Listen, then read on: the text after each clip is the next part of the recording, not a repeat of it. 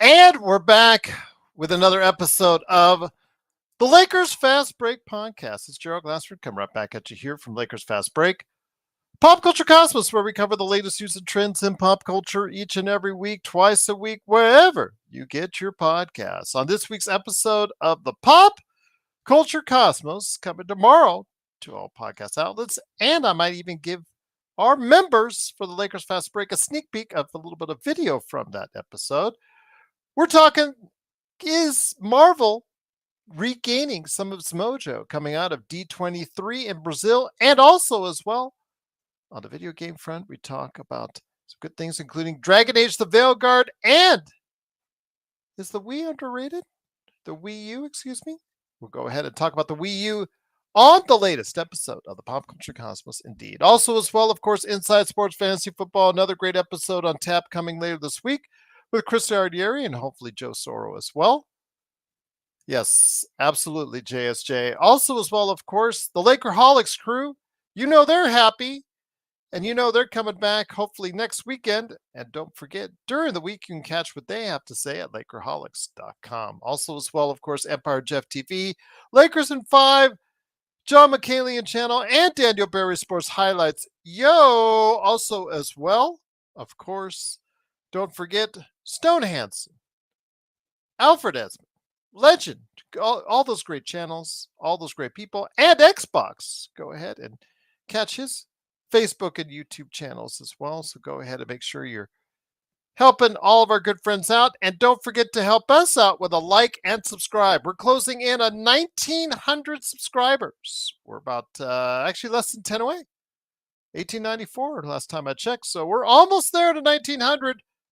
And don't forget to be a subscriber as well. Subscribe today to get the latest notifications on what we're doing here at the Lakers Fast Break, including some inside tidbits, articles, videos, emojis, badges. I'm trying to give you the value for your $2.99 a month. So go ahead and become a member today to get the latest notifications on what we're doing each and every time out right here at the Lakers Fast Break podcast. Well, the Lakers came into Sunday again, seeing on the horizon over the next 2 weeks some very, very winnable games. I said it in the pregame. There is no excuse why the Lakers shouldn't be dominating over the next few games, although now there might be some question. We'll have to go ahead and wait and see. But first half, Lakers struggled offensively also as well, giving up way too many offensive rebounds as the Raptors pulled out to a lead, sometimes up to as much as 10 points.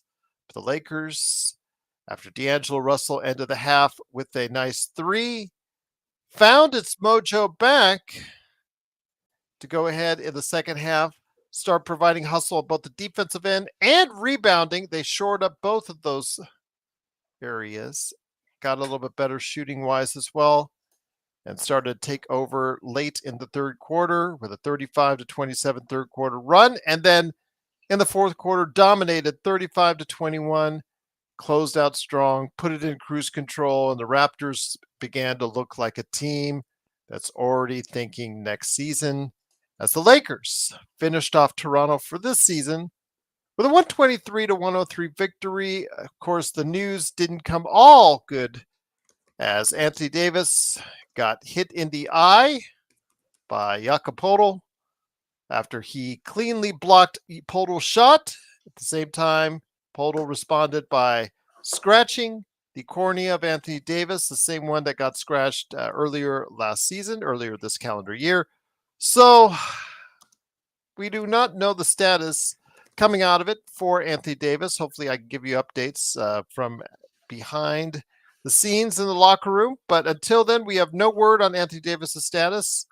But LeBron James, Jackson Hayes, Cam Reddish, and Austin Reeves provided some good minutes on the floor in the fourth quarter, as again, the Lakers did cruise to a 123-103 victory. And here today to discuss said game in first post-game news and notes, and then let's say around 10 o'clock. 10 o'clock, he will go live on the air with, of course, his own nightcap where he has some pointed thoughts on LeBron James and the world of sports. He'll probably talk about the Steelers and the sports world as well. 10 o'clock sound good to you, my friend? Yes. Okay. It is Joe Soro, aka Ox1947 of LakersBall.com, and of course his company you need for today. Simblades with the Y.com. And if you are into the fighting game genre, you need to go ahead and wish list on Steam today his game Corrupt. Coreupt. It's coming out here in just a couple weeks, and you'll be glad you did. Joe, good solid second half for the Lakers. This is a team that they were playing. There's absolutely no excuses, even without AD in lineup. They showed in the fourth quarter. We always talk about how they just don't have enough talent, but they certainly have enough talent for the Toronto Raptors. Absolutely no excuses why they didn't get it done tonight. And of course, they did get it done, and that's all that matters. So Joe, it looks like he wigged out on me on here as far as the internet is concerned, so he'll wait for him to pop back up. I don't know what went on. What's up, Kurt? When you get a chance, email me. I got a question to ask you, my friend. When you get a chance. But great to have you here. Looking forward to a great conversation. JSJ too. Yes, please email. You guys email me. Got a question to ask you guys if I can, when possible. Whenever. No rush. Just please email me because I got it. Good game tonight. We all worried about AD and his status going forward because scratching the cornea is not a it's not a fun thing. Someone who's been poked in the eye before absolutely does not feel good. Joe, a solid win even without AD in the second half.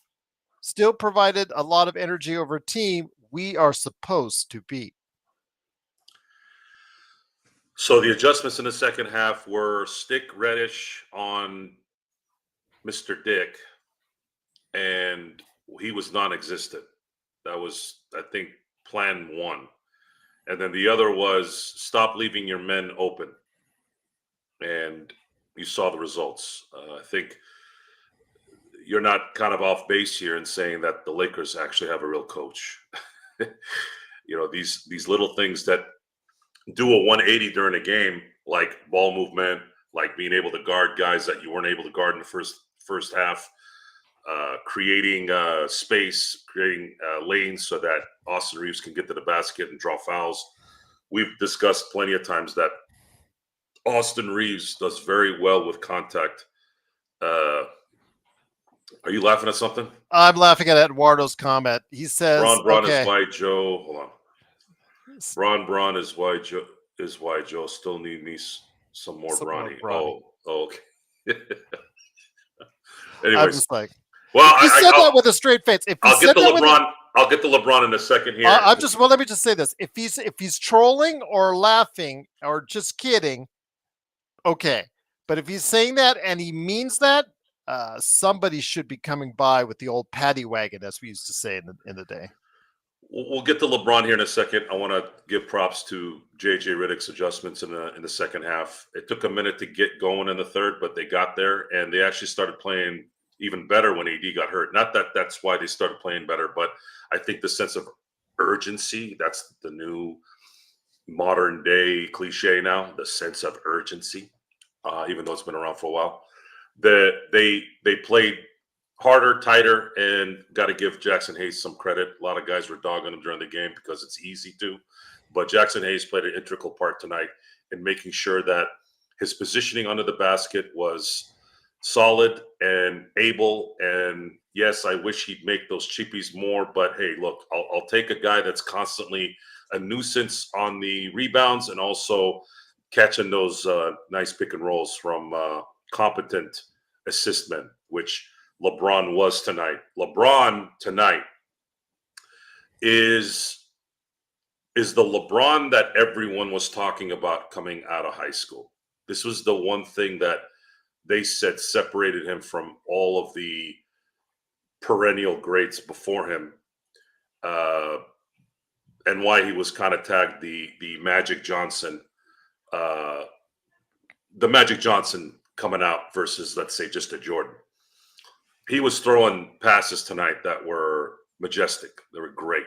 Perfectly positioned players under the basket, diving to the basket, catching them on the baseline. It was phenomenal basketball. I know the Raptors are not a good team and they're missing the number one guy, but they played from behind almost this entire game up until late in the third, and they ended up winning by 20. This is what you're supposed to do to bad teams. And they did it, and they're 5-0 at home right now, which is something that they're going to need. They're going to need to continue to play well at home because it's going to get very, very difficult when they start playing the higher echelon teams. Right now, I haven't checked the standings yet, but from earlier, a few hours ago, the West is actually probably better than we assumed they were going to be, and we already assumed they were going to be really good. The Lakers are going to have to battle, and it's going to be a really, really tough battle. December 15th can't come here enough because the Lakers desperately need at least one more big and possibly one more guy on the perimeter. Otherwise, I feel like they'll waste this, but that's a discussion for another time. Lakers are 6-4, tied for 6th place in the Western Conference. Yeah, positioning right now is probably not something I'm looking at. It's just too early. Lakers are 6-4. Would have loved to have had them at 8-2, and they could have had a couple things gone their way. But I'm gonna roll with this, like we talked about. Each game, we'll analyze each game according to that game, and kind of just stick to that. Otherwise, you'll go nuts. You'll go nuts thinking about the future, because typically that's how I would work in my mind. I wouldn't really think about game by game in terms of what is coming ahead. But in this situation, we'll probably stay more sane if we just focus on the game, each individual game in terms of its performance. Once again, it is the Lakers Fast Break. It is Joe Soro. Ox1947 at LakersBall.com. Plus, of course, Simblades with a Y.com. Sorry, JSJ, I'm on my Talk Studio software. So I have to sometimes flip back and forth between live on YouTube and then my Talk Studio. It is Gerald Glassford. Thanks so much again for watching, listening. So I didn't keep up with the likes, but we're over 30. Let's get to 40. Can we get to 40 likes out there? I know you guys are out there that haven't liked it yet. Please, you're watching for minutes, sometimes hours on end. Please like the show. It helps the algorithm out. Subscribes always help the algorithm as we get closer and closer to 1,900 subscribers. It truly helps us out.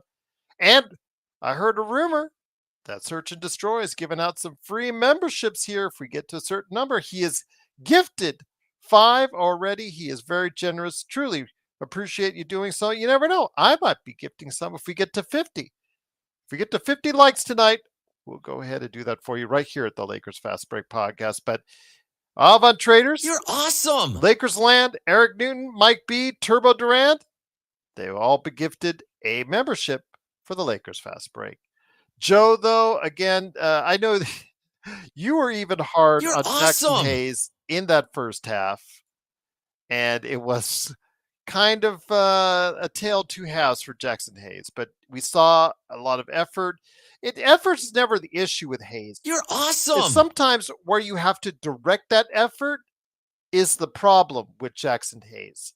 In that second half, it just seems like there was a better, more controlled effort and a more awesome. directed effort on where Jackson Hayes was going on both ends of the floor, Joe.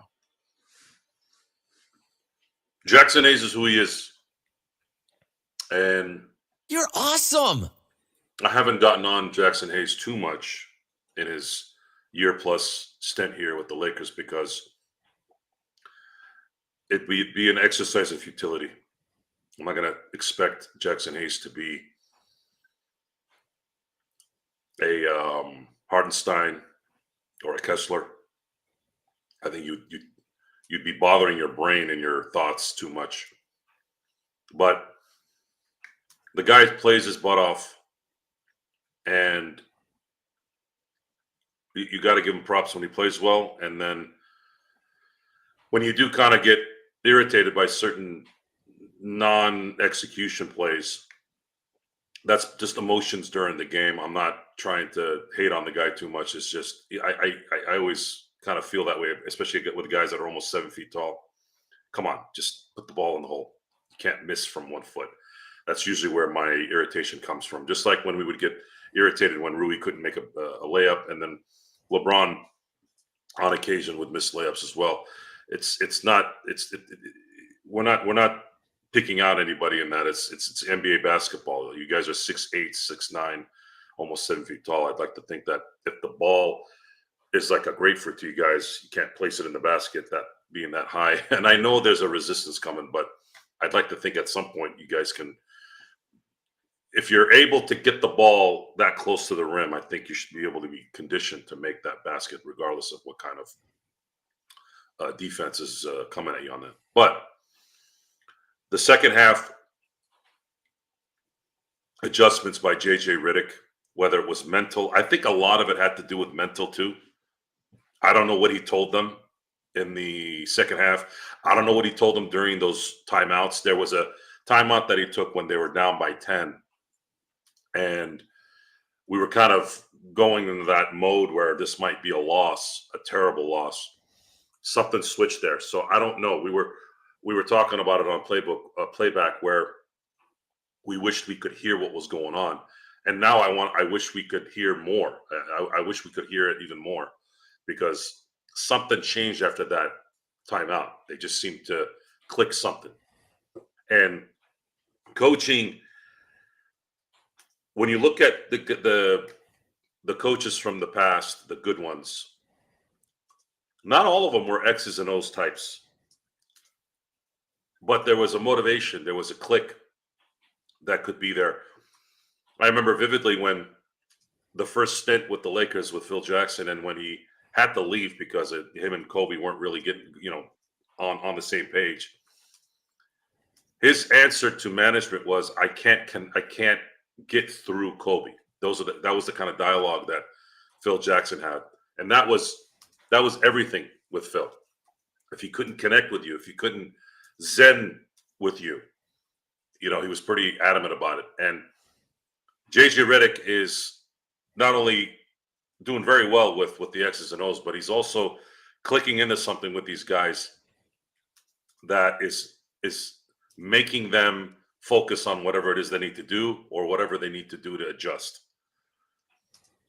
And that's what today's game was. Regardless of who they played. Again, the Raptors are not a good team. But when you beat a team by 20, which you were behind almost 2.5 quarters.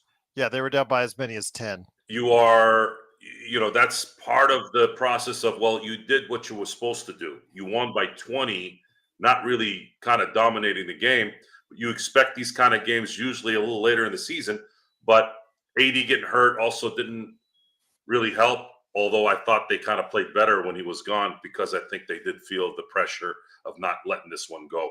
The Lakers are going to have to win a lot of their home games if they are to have any shot at somehow getting through whatever they're getting through here. And I'm not going to say they're going to do it, guys. I'm not going to say that they're not. It's just we can't do that. It'd be too wishy-washy if we sit down and say, hey, this is a positive thing, and I think they're going to go on a run, or I think they're going to, maybe come out 20-10 after the first 30 games. As of right now, I'm looking at just tonight's game. Want to give props to the team, want to give props to Jay Redick, and definitely want to give props to Mr. LeBron James for absolutely dissecting the Raptors again in their nightmares. LeBron James with some of the most just devastating dimes that you can see in an NBA game.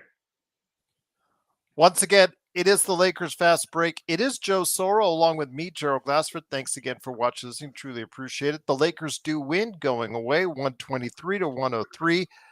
No increased word on what's going on with Anthony Davis, other than the fact he did get scratched in the eye. After Davis went out, JJ Redick said LeBron took control of the game in all facets. He also pointed out to Jackson Hayes as a big difference maker with his energy.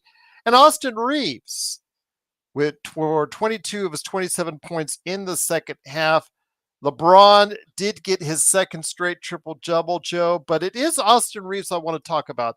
Austin Reeves, we were talking about how he was struggling again to start the season like he was last season, but he didn't have the same excuses, you could say, that he did in last season. This season started off a little bit rough, like I said, but in the past couple games, he started to actually, maybe it coincided with the timing of D'Lo heading to the bench. His shot has seemed more sound, more consistent, and his all-around play seems to be getting better. His facilitating, his handle, the things that we were asking him to do before, he finally seems to be doing a lot better right now, Joe. He's ahead of schedule from last year, which is good. And D'Lo is ahead of schedule from the switch from really bad to playing well the last 2 games, as opposed to starting really well after the new year. The Lakers are desperately going to need AR and D'Lo to play like they did in the second half last year, this whole season. Rui Hachimura, another guy that's kind of who he is. I don't really get on him too much because I just kind of expect him to be on one day, off one day. Tonight was definitely a game where he was off. He was only 2 of 11 from the field, but he did make some really good defensive plays. And sometimes that happens with a lot of these guys is they can't play both sides. So he made a good effort in the second half to play really good defense, and he was good. He really played good team defense, and that tends to zap the energy out of the offense sometimes. That's just how that goes. How that goes with many of the players in the NBA. Looking at and then looking at kind of the overall performance of the team, guys like Gabe Vincent, guys like Connect. Yeah. Connect played 15 minutes tonight. Didn't have a stellar game, but he did hit a shot, and I'm not sure what's going on with him at the moment. I don't know if he's maybe the game is too fast for him. I think that's probably it. I would like to see JJ Redick maybe set up some plays for him. He's not getting consistent looks, Joe, when he's out there. And it looks like he's floating out there sometimes. And maybe that's what JJ wants him to do at the moment, to kind of observe what's going on, try to do his best to be in the right place when it matters, clear out the area. And that happens sometimes, especially when LeBron James is distributing the way he is. The spacing has to be there. The spacing has to be there, and there are veterans on this team like AR and D'Lo and Rui and Jackson Hayes and the ADs, where they need to kind of flow off instinct through certain setups, and Connect might not be there yet. I'd say he's not there yet. Maybe down the road, maybe in the next month or two, where he can kind of see that a little bit more, and then we can get him on some rolls somewhere. I don't even know where. Would it be the corners? Would it be 3-quarter area? But he played 15 minutes, hit half his shots. It could have been worse. He was a plus 13, which is the plus minus thing is the weirdest stat, I think, in basketball. It can tell you so much and then also tell you nothing. The theme of tonight's game is good defense and LeBron James dissecting the Raptors again. And this is the last time the Lakers are likely to see the Raptors this year, because I don't see any of them going to the finals. So thank you, Toronto, for coming out. It was a fun week. 2-0. We'll take it. It is, of course, the Lakers beating Toronto 123-103. But Joe, again, another good game for Austin Reeves. It looks again. I thought timing. Sometimes it's all about timing. D'Angelo Russell heading to the bench. It looks like it's not only helped him, it's become more consistent shooting. He's actually starting to play, dare I say it, even a little bit of defense.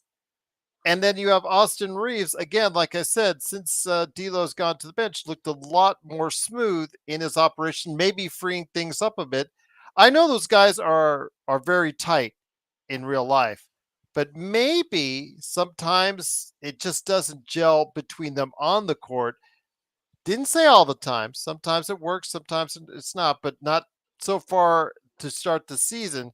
maybe it's a good thing that that JJ Redick has them split up for now, for the most part, anyways. I know that they share some minutes together, but at least starting the game and starting the second half, maybe having them in different places, one on the bench and one on the court, may not be such a bad idea after all, especially getting Reddish in there to help your perimeter defense. Yeah, Reddish taking out Grady Dick pretty much the whole game, especially the second half, probably played a huge factor in why the Lakers were able to make a run and stay on the run. Yeah, I didn't hear about Grady pretty much the whole second half. I didn't really hear him do anything. That's a huge contrast from what was going on when they were in Toronto. So Reddish definitely deserves a big pat on the back for this. Although Reddish has been known to do things like this, I just wish there would be more consistency. I'd like to see him do this for 4 straight months, the entire season. His NBA future relies on it. So I do hope that him and his agent, his family, his friends, whomever he hangs out with, really kind of hammers that home to him and say, look, you are a performance like these last few games away for an entire season from having an NBA career. Otherwise, you're not. And that's something I'd like to think is a good motivating factor. I don't know. I just don't know how this will work. But as far as D'Angelo playing better off the bench, I don't know. Are you surprised at all? I don't know what to think of it yet. You know, it's almost like kind of like when a new coach comes in from the old coach being fired, everybody plays kind of to another level because it's new. Let's see how he does after a few weeks coming off the bench. I think that would be a better assessment on what was going on. But I will say this, he was disruptive on defense.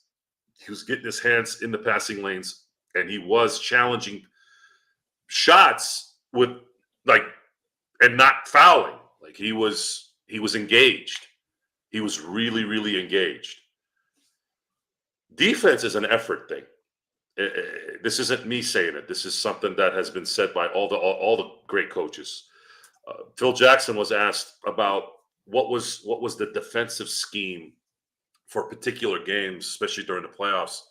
And I remember Mark Jackson during Game 7 of the 2010 Finals, he had complimented the Lakers. I think it was around the fourth quarter about how amazing their defense was during that game. And guys, it's effort. You have to want to play defense. These guys are phenomenal athletes. I know D'Angelo Russell isn't the athlete of a Scotty Barnes or a John Morant, but these guys are still freakish athletes. Anybody that plays in the NBA, NFL, Major League Baseball, hockey, AHL, these guys are all freakish athletes. That's why they're there. You can't get to that level without having crazy athleticism. It's just that you're basing it off of their contemporaries. And of course, you have other guys that are just, next level, right? 10, 12 levels, some of them. But if D'Angelo can put this kind of effort in, and he's young and he's fit, and this isn't something like LeBron where he's in his late 30s, he should be doing this, and he helps the team greatly when he does this. So that's another person I wanted to kind of give a little bit of props to. We have been doing that a lot for. Thank you for putting that effort in, and please continue to do so, even if you're going to get scorched by better talent, which is likely coming. You're going to have to deal with the John Morants here on Wednesday. Probably, I don't know if Desmond Bane's coming back. No, John Morant's going to be out. Most likely. So John Morant's going to be out, and then I don't know. Is Desmond Bane slated to come back? You never know these days. You never know. He has still been out. I haven't gotten an update on him yet. It'll most likely be Scottie Pippen Jr. But let me go find out what the backcourt was tonight for. I know I was looking at Jay Huff and Scottie Pippen overall, but for tonight when they blew out Portland by 50, actually, no, I'm sorry, 45. They blew them up in Portland. That is sad. You spent money to go to the Rose Garden, Joe, and your team lost by 45. That's just terrible. They played Jalen Wells and Scottie Pippen Jr., and they beat Portland Trailblazers by 45. That was their starting lineup. So Aldama, Brandon Clark, Jaren Jackson Jr., Jalen Wells, and Scottie Pippen Jr. That was the starting lineup that destroyed Portland. That Chauncey Billups, man, that's a lousy job you're doing in Portland right there, Joe.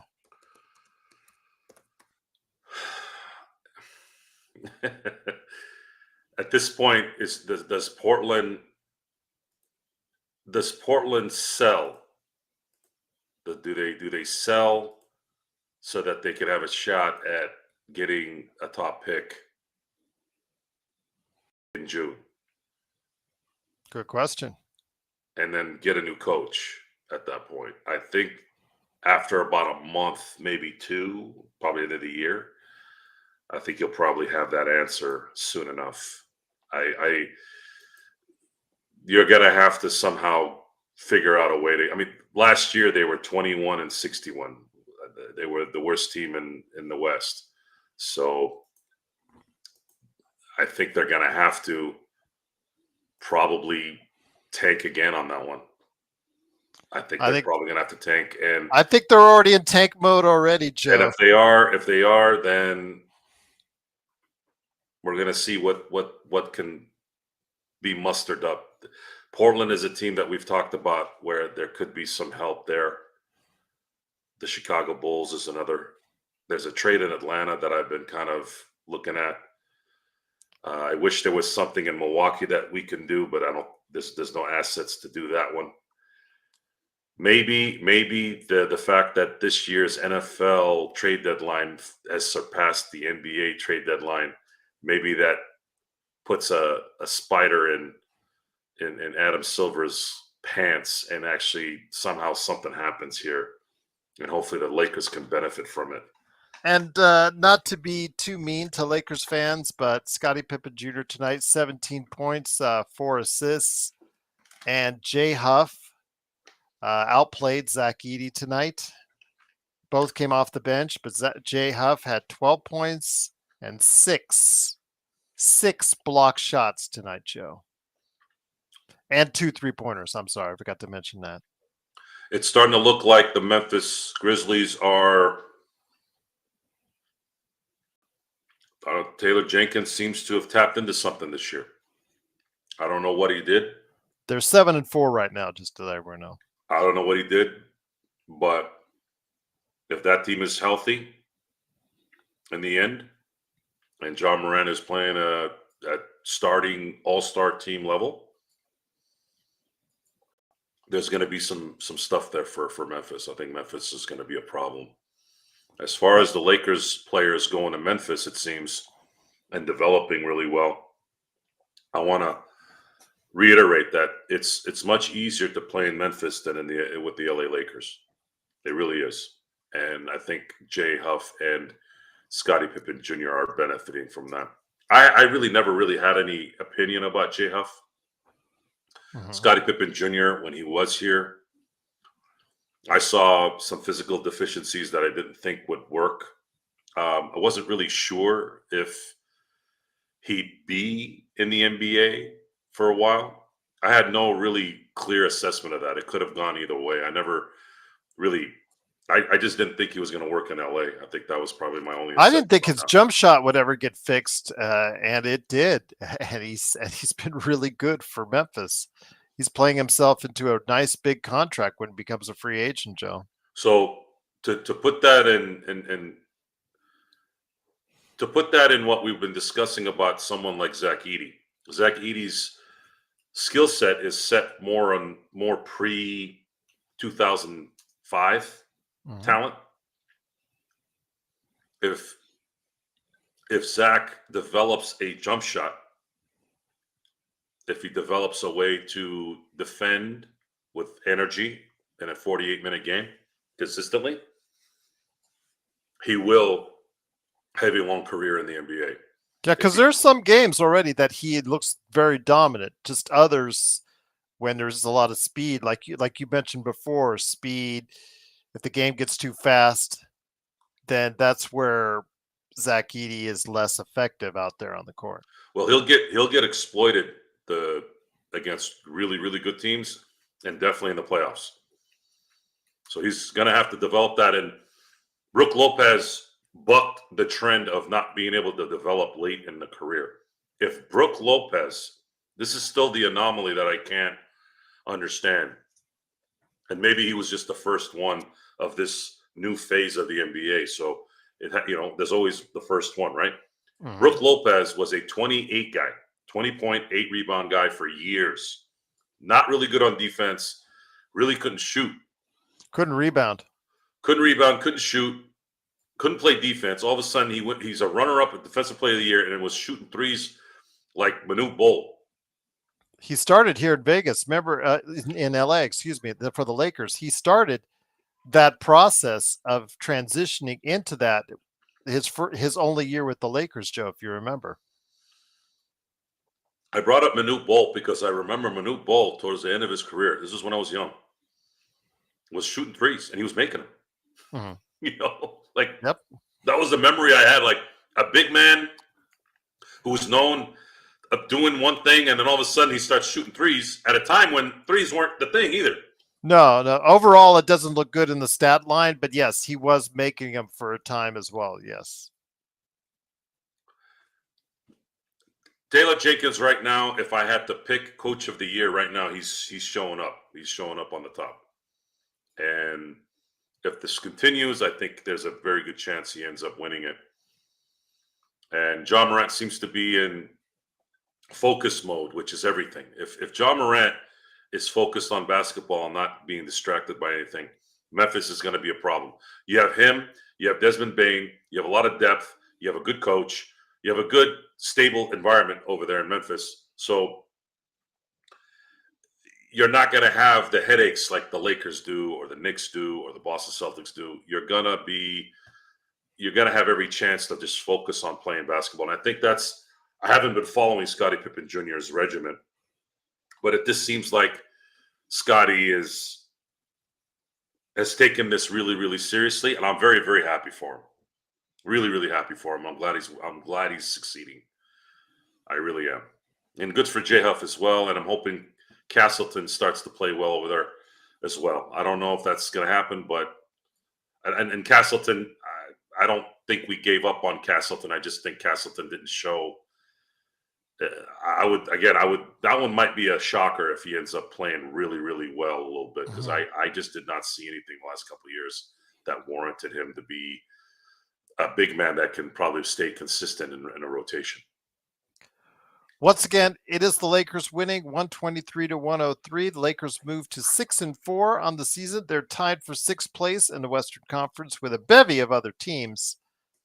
But it's Joe Soro from AKA Ox 1947, LakersBall.com, along with me, Joe Glassford. Thanks again for watching, listening to the Lakers. Again, they have Memphis coming up on the horizon, a team that on the surface you'd say doesn't look like, if it has Desmond Bane or John Morant, doesn't have a chance, but they just blew out Portland by 45. They're coming in playing with a whole lot of confidence. But be that as it may, Joe, the next 2 weeks until they play the Nuggets on the 28th, I believe, if I remember correctly, they have a very winnable schedule. They are playing against teams that they could be very competitive against, and there should be a few wins on that ledger by the time they get to Denver. I'm saying if they get to at least 10 wins before they reach Denver, I think the Lakers will play with a lot more confidence and could be a lot more competitive once they play against the Mile High team. I just feel like there's too much, like these little injuries that come up. Like, I'm waiting for this to stop. Is this ever going to stop? I don't know.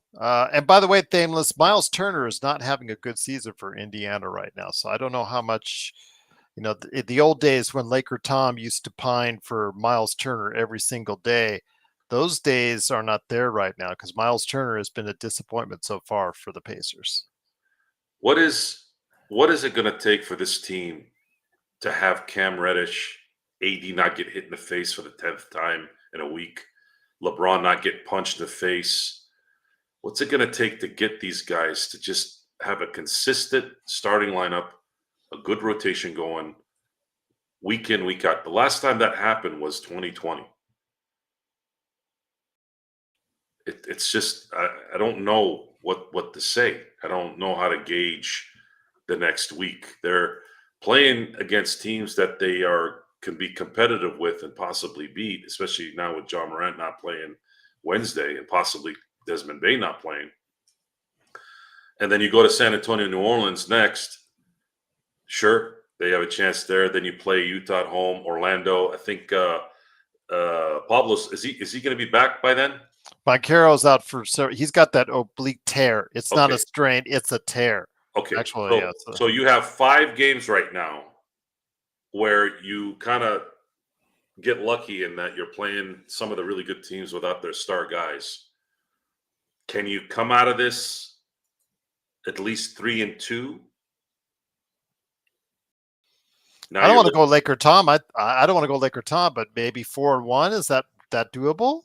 I'm trying to be a little realistic. I'm thinking Okay. if you win the home game and you split the San Antonio New Orleans trip, then you beat Utah, and I guess you could beat Orlando, but Orlando's still got a really good team without Pablo.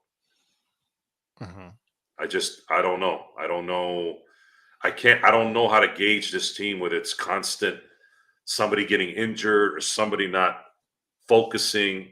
I think with JJ Redick as the coach, I think maybe that's less likely to happen, but I don't know. I have to see how that plays out. If they're 4-1 in the next 5 games, then you're looking at a 10-5 record before they play Denver. It's a pretty good start. 9-6 looks good too, though, I guess. Robert Wheeler always asking great questions when he comes here. Joe, do you think LeBron is intentionally not scoring much in the first half to get his teammates involved, which he's done before, then increases the scoring load in the second half, which he had to once AD got injured? Last 2 games, LeBron had 5 and 7 points at halftime. Your thoughts on how LeBron is distributing his minutes and how, I guess, from the playmaking standpoint, because it's resulted in 2 triple doubles, Joe. I feel pretty confident that it's preserving. I think it's preserving himself for the long haul. And LeBron is going to let the game kind of dictate what he's going to do, whether he's going to pass more, whether he's going to get to the basket. Because if you watch the second half, right when they started making that run where they were extending the lead, he was getting to the basket. If they were giving him a lane, he was going to the basket. And him not being aggressive in the first half, I think has more to do with the fact that he's probably trying to preserve as much energy for what happened towards the end of the game. You saw him towards the end of the game. He had a lot of energy. He could get to the basket, could draw contact. We've seen him sometimes go too fast at the beginning of games and then kind of die out in the end. I think he's trying to reverse that. And it's probably why they were struggling to beat Toronto at the beginning. This is the hard part. This is the hard part of this discussion, especially if you start playing with really good teams. If you're going to play good teams and you let them do what Toronto did in the first half, you're probably not going to come back in the second half. They'll probably extend the lead. It wouldn't be a 10-point lead, it'd be a 20-point lead. It's very difficult to assess a game plan with the Lakers right now, and it's very difficult to assess the current talent pool with how it's going to perform with the elite teams, because it doesn't look good. It does, if you want to be realistic about it, it doesn't look good. They can't do what they did tonight against a really good team, otherwise they're losing that game. But how do you do it? How do you be competitive and still have enough energy to continue this for 82 games? Guys are going to have to do what Reddish did tonight. Reddish is going to have to do that every game. Be available. You're going to need AR to control the ball, to distribute the ball a little bit too, so you can have LeBron not have as much activity, not much labor intensiveness. AR's game is getting to the paint and drawing contact and maybe getting and ones. He's been doing that for a few years now. That takes a huge load off LeBron and AD if you can do that, and it collapses the defense on them, so that'll open up a lane, that'll open up space, so that if you do commit, let's say one or maybe two guys to AR, you're going to be able to get, and you saw it tonight, you're going to be able to get Jackson Hayes on alley-oops and easy layups as well as AD. It's a lot. Basketball is so reactionary, man. It is so reactionary. I think more reactionary than any sport. Baseball is, at least now, it maybe used to be a lot more reactionary, but baseball now has become if you notice, you hear a lot in baseball, once you get to the third at bat with players, they got that iPad out and they're like, okay, this guy's more likely going to throw a sweeper here and he's more than likely going to throw a curvy. Like, everything's kind of booked when it comes to that. Now the players have to just kind of gauge the pitcher from there. Football is just let the quarterback do his thing, and if you hit the quarterback too hard, you get a penalty. That's pretty much what football is nowadays. Basketball, it's still reactionary, more reactionary than it probably ever has been, because the ball is moving much quicker.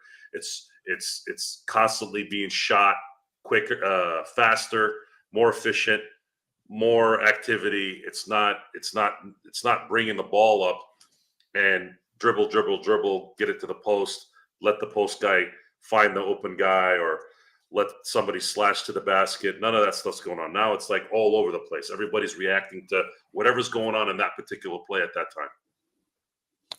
Once again, it is the Lakers winning 123-103 in 4 minutes. I turn it over to Joe for the nightcap. So, Joe, you better get that drink ready, my friend. A celebratory drink for the Lakers winning 123-103. I'll go get it right now.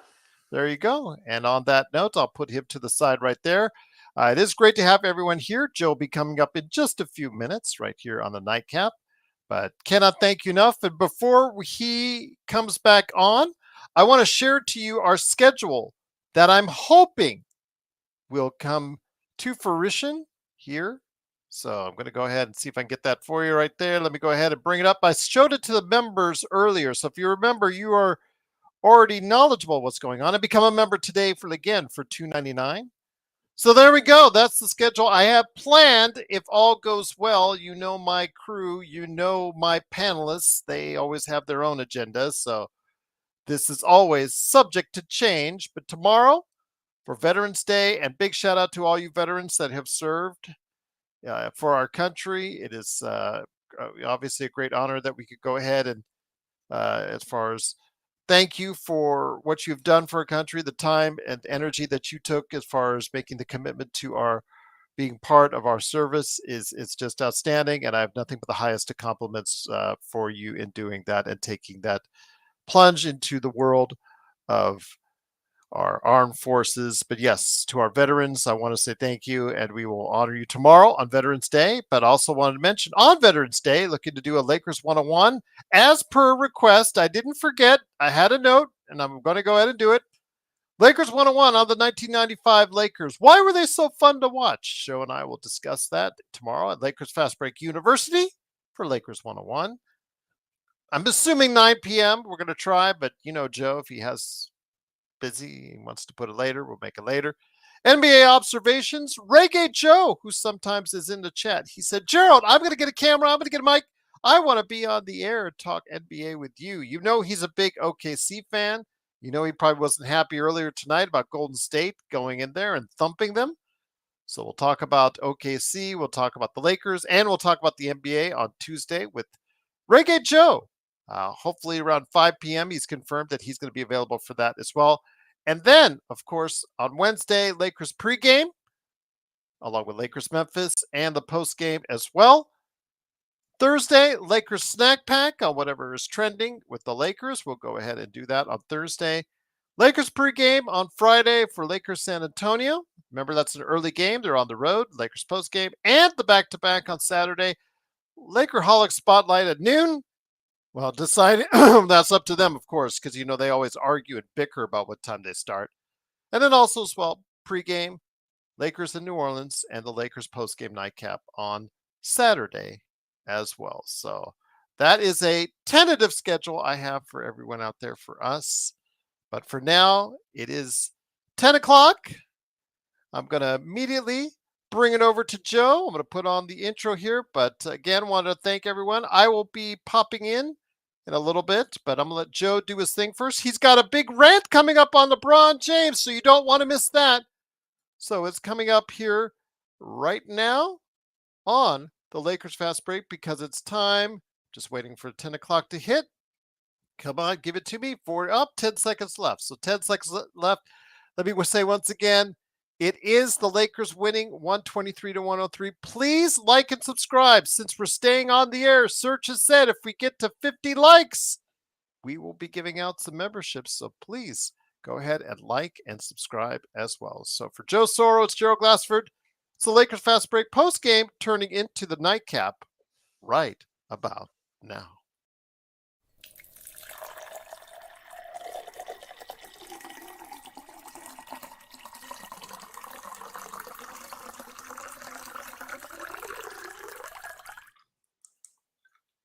Oh yeah, went right with the pour.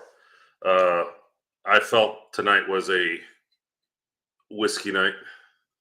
Honey Jack, my favorite. I do a little mix when it's a celebratory situation like tonight. I also want to clear the air tonight a little bit. We've discussed the post game for the Toronto win tonight. Cheers, Kurt. Salud. Mark. Top of the morning, top of the afternoon, top of the evening for everyone out there. Drink to victory, baby. So I wanted to have a yes, cool bro, you can watch. Want everybody to watch. I want everyone to listen because I think this is starting to become Gerald, can you take this thing off, please? I don't know what the hell this is. I can't get it off because I'm not signed in on this. But I want to clear up this LeBron James situation with me. I got a scolding email or emails from Sean Harder. I don't know if he's watching, but I'm going to ask you guys some questions, and I want an honest answer from everyone, and I'm going to try to gauge all the questions and all the answers and try to play this answer game so that everyone's clear on this and it's on tape. Gerald, where are you? Get this thing off. Whatever the hell this is. All right. Sorry, man. I'm trying to make my dinner here, man. Give me a break. Give me a break, man. I didn't know you were eating dinner at 10 o'clock at night. Well, some of us has got to do the show, and some of us sacrifice for the better good. Very good. Thank you. Okay, but did you want to still do a poll? I can still see if I can do a poll for you. Go ahead. All right, I'll try to put a poll in there because I always wanted to engage with your audience. Start a poll. What's the question? Does Joe Soro hate LeBron James? Oh, yes.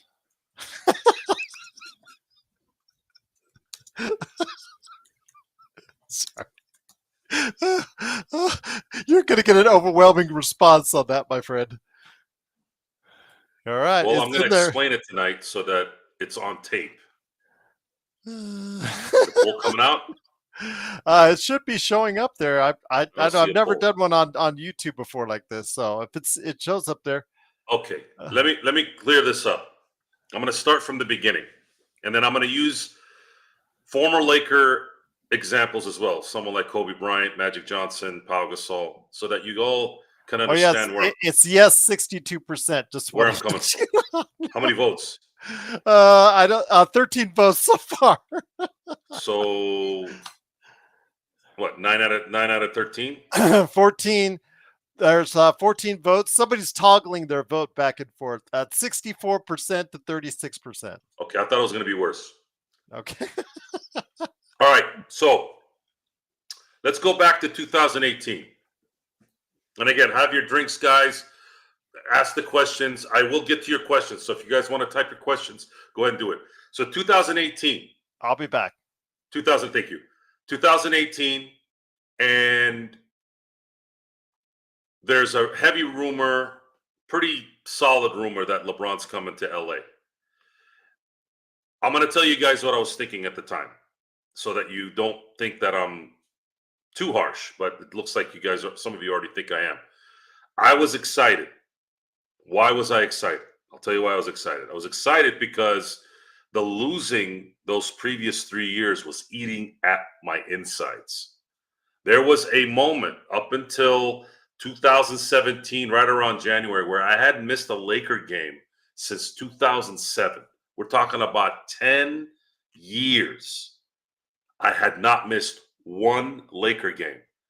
Not a playoff game, not a regular season game, not maybe a preseason game here and there, but nothing in terms of games that mattered.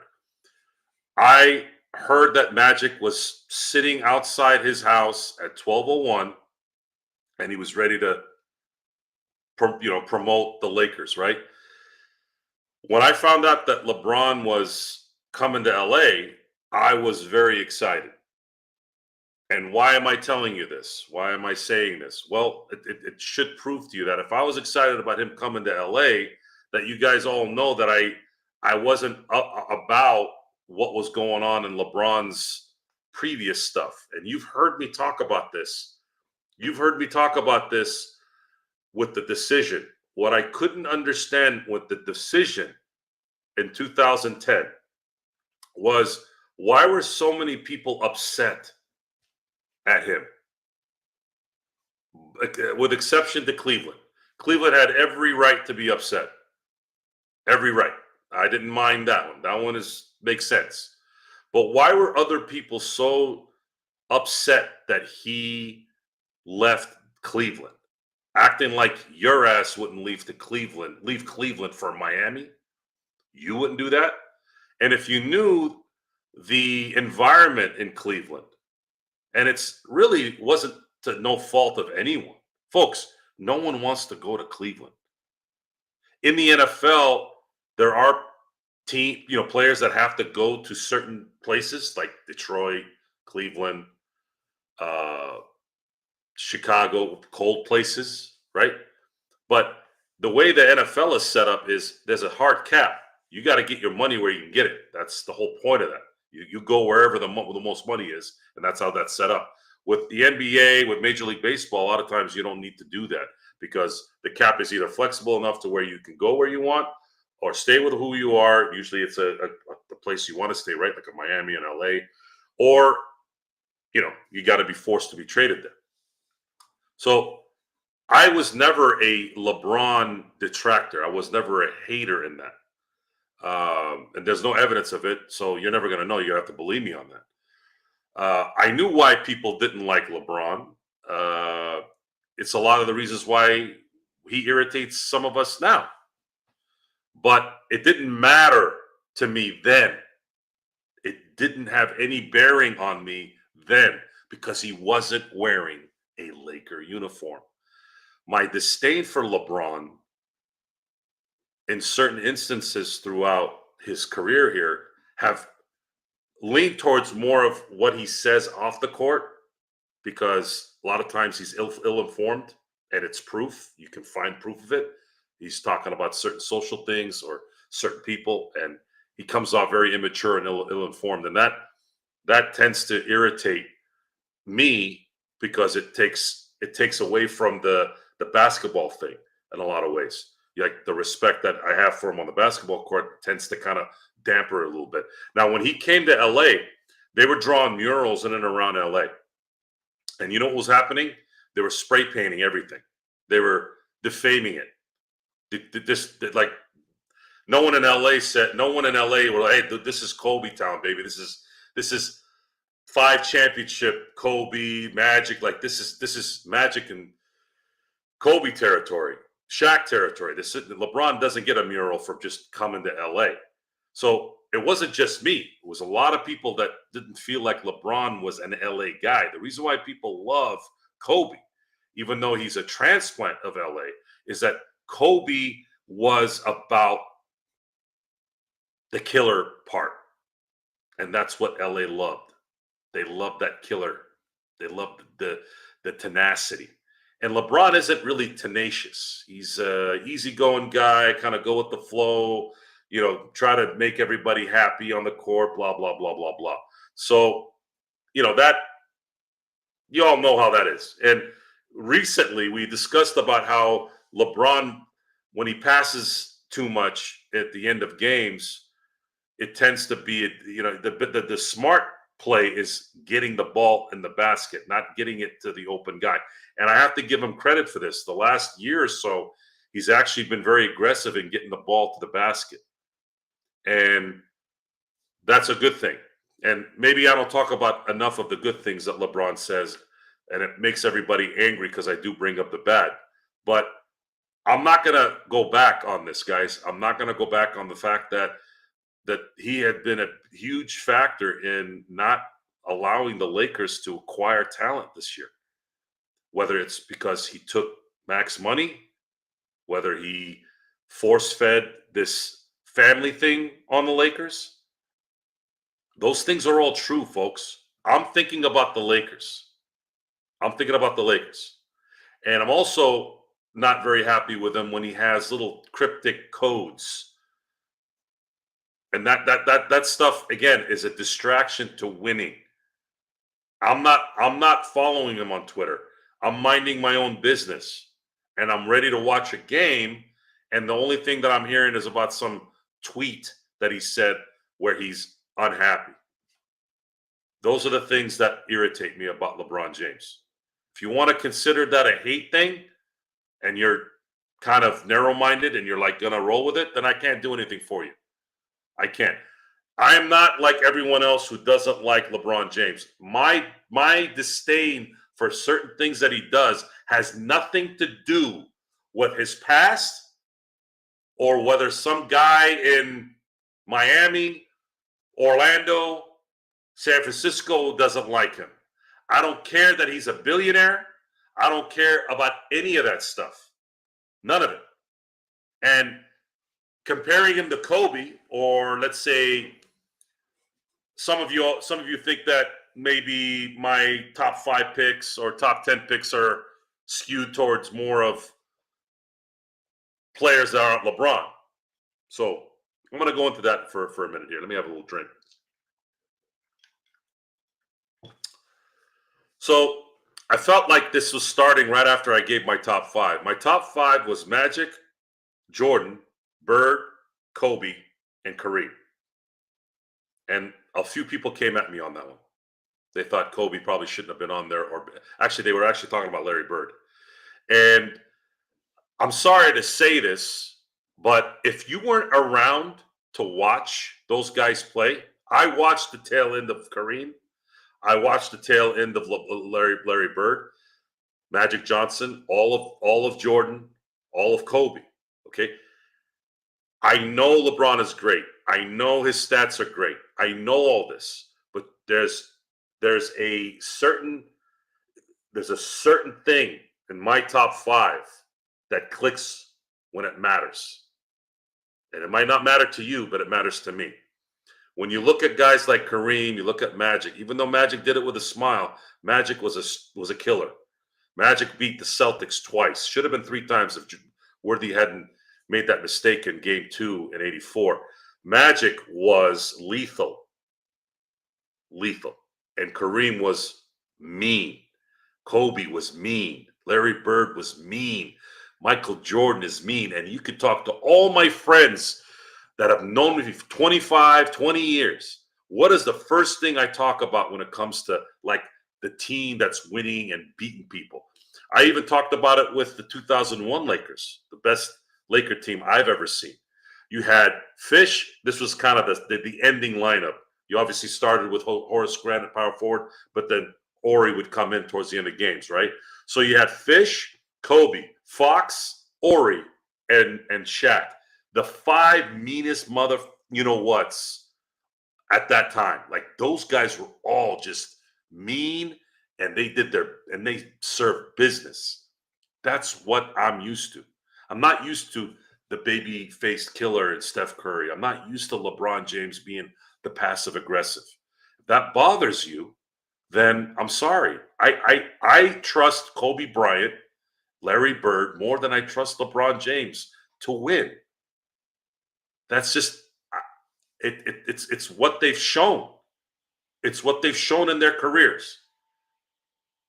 And we can go into the details about all this other stuff. It would probably be a 4 or 5 hour show. So if you guys want to email me or you want to hit me up on social media and you want to delve into it a little bit more, I can go back and forth with you. Or maybe when we have one of our other shows, we can talk about it because it is late. I don't like to usually do the nightcap for more than an hour or so. But there are a lot of details to this that I could explain to make it make sense. Because not every career is created equal. Magic's career, Jordan's career, LeBron's career, Kobe's career, Shaq's career, none of those careers are the same. And that plays a factor in how things develop. Kobe Bryant, especially, Kobe Bryant and Magic came into teams that were ready to win right away. Yes, they did help in the process of getting them there, but they were already really good teams versus when Shaq came to Orlando, Jordan came to Chicago, LeBron came to Cleveland. All three of those guys came into full-on number one option, day one on bad teams. And their careers and their numbers and their accolades are different. They're different. Magic Johnson, if he had gone to a lesser team, might have won probably 4 or 5 MVPs during that time versus probably giving up a little bit until around 87 for Kareem. Kobe wasn't the first option until Shaq left. You know, those things matter in a career. You have to kind of dissect that. That's why it's very hard to compare eras and compare careers in a lot of ways, because it's a circumstance thing. You can't control that. But what you can assess is when you look at the skill set, as great as LeBron is, as freakish as he is, he can rebound, he can score, he can assist, all that. He still is not as potent at his peak as a Jordan or a Kobe. Kobe and Jordan didn't have any weaknesses. And when you put Jordan ahead of Kobe, the reason why you put Jordan ahead of Kobe a little bit is Jordan had an extra gear that God gave him or whomever the universe gave him. He had another gear, like he could get up higher, larger hands, like that was the difference. But in terms of pure basketball, none of Kobe or Jordan at their peaks didn't have a weakness. They could hit the mid-range, they could hit threes when they needed to, they could box, they can back you up on down in the paint. They can dunk, they can go baseline, they can play defense, like they did everything. And then when you go to Larry Bird, which is where kind of the drift was a little bit, folks, Larry Bird from 1980 to 1987 won 3 MVPs, won 3 championships, and was the scariest player in the NBA. People were definitely afraid of that guy. And that guy went through Dr. J. He went through the Lakers. He went through the Pistons. Like, the competition at that time was ridiculous. And I'm going to put a button on this a little bit, and this is going to hurt. Folks, I know LeBron went to the finals 10 years in a row. But guys, at least between 2000 and 2020, it was abysmal. Competition matters. If LeBron was in the West during most of his career, he would not have gone to the finals that many times. That matters. Kobe still has the record for most 50-win teams in the playoffs in a series. Competition matters. So, what do you think, Gerald? Have I made a good, appealing point here, or am I still going to be behind? I've been listening, and I have, the advantage is when you have Go Wireless, you can listen to you throughout the house, or on my refrigerator. But you're bragging about your headphones. Okay, gotcha. Yes, yeah. But I wanted to say this, and the reason why I'm on now, I'm going to go back off here in a minute, is I was having a discussion with someone the other day that was trolling LeBron when I said the comments about how I was sugarcoating LeBron, and I was saying that LeBron is the best 39-year-old I have ever seen. He is the best. Statistically, he is the best 39-year-old ever. Is he the best basketball player ever to me? No, it's Michael Jordan. And somebody was trying to throw Michael Jordan out, and you just look at the stats. When he came back after being gone for 3 seasons, Joe, when in his 38 and 39-year-old seasons when he played with Washington, he was a shell of what he was about what you've just been talking about for the past 10, 15 minutes when it comes to Michael Jordan. You would agree with me when you saw him, when you did see him, and by his numbers, he was nowhere near the player that LeBron is at 39 now. It's not a comparison. But just saying he's the best 39-year-old player ever is still saying he is 39. And with that, there are lapses in his game. There are times when he looks old. There are times he does not play defense. There's a lot of times when he doesn't play defense. There are some times where he still steps it up and turns back the clock, but there are a lot of times where he looks 39 years old. That pisses a lot of us off. So is he the better 39-year-old than Michael Jordan or anybody else? I would have to say yes. But is he overall the best player ever? I would still say no. And the fact is, it's just you have to separate the two overalls from the rest of his career to what he's doing now. And again, we should still be thankful that he's able to do this at 39. But my argument with Sean is that he's 39 and he's a billionaire, Joe. He didn't have to take $50 million, even if he gave a small reduction back to Rob because of his mismanagement. He didn't have to take $50 million plus. He could have gone like Jalen Brunson did in New York and signed a smaller deal in order to try and facilitate more players, better players getting on the team.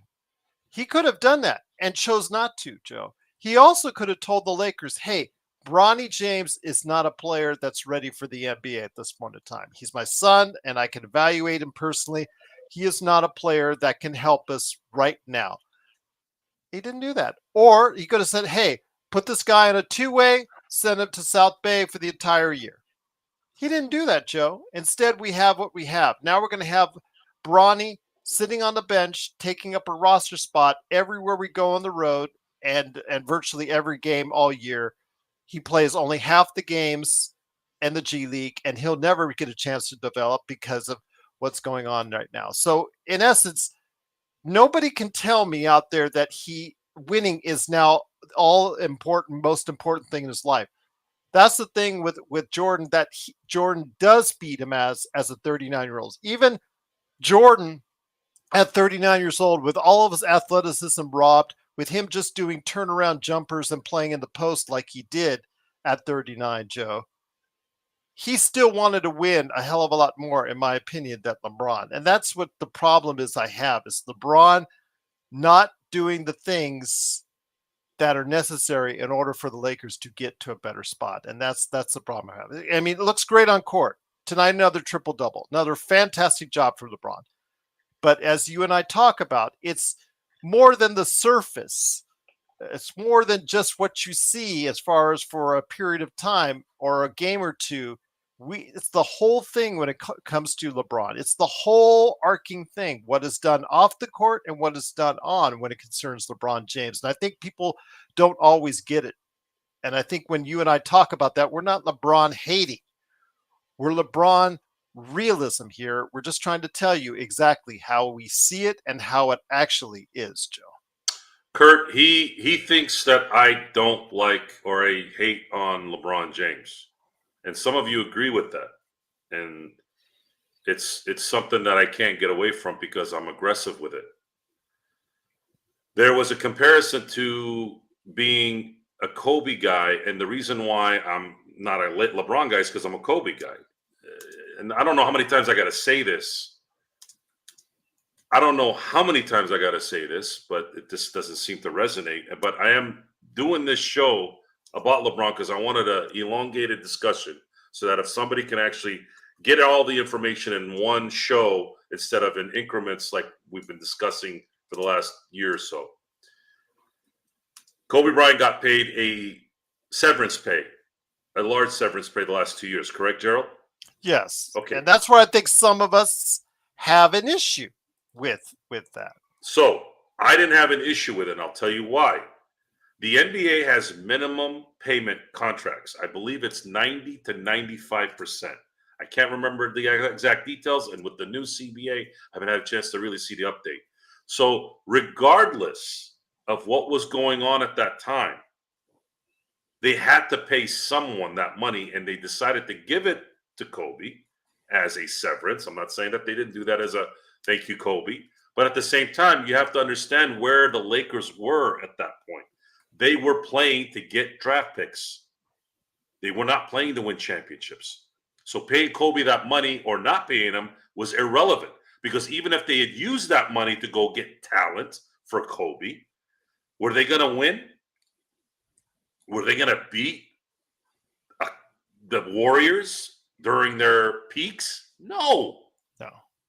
So you have to understand, folks, if you're going to come at us with some stuff and we come back with evidence on why, you got to start listening, because you guys don't seem to know the same stuff we know.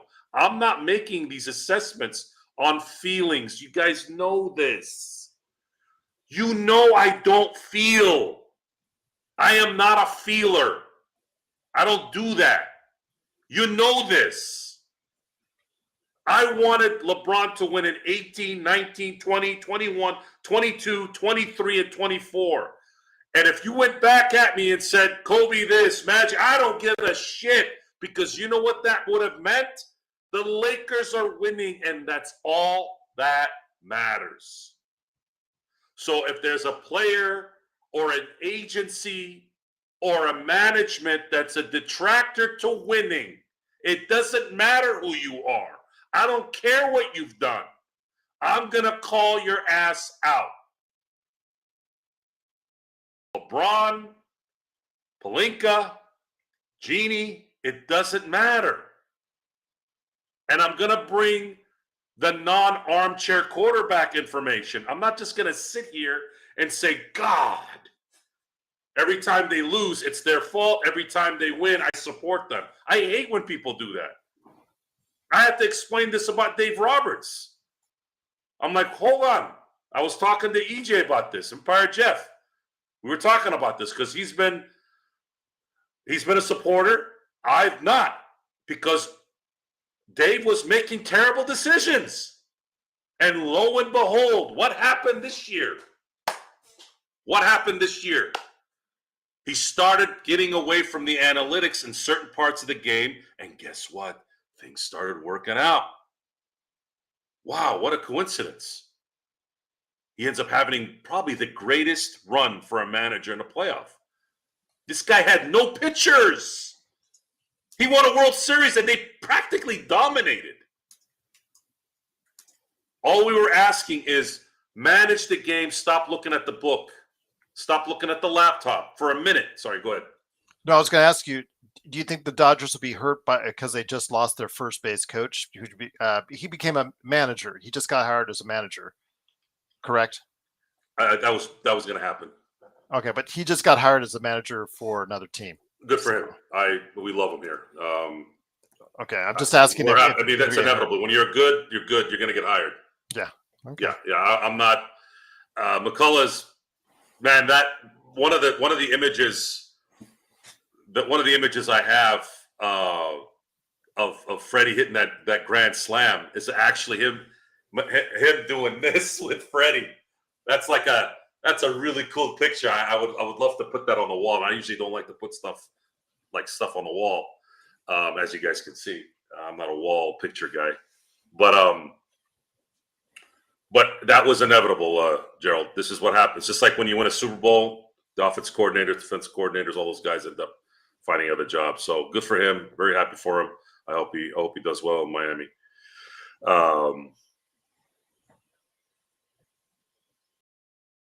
Going back to LeBron. I am a Laker fan, folks.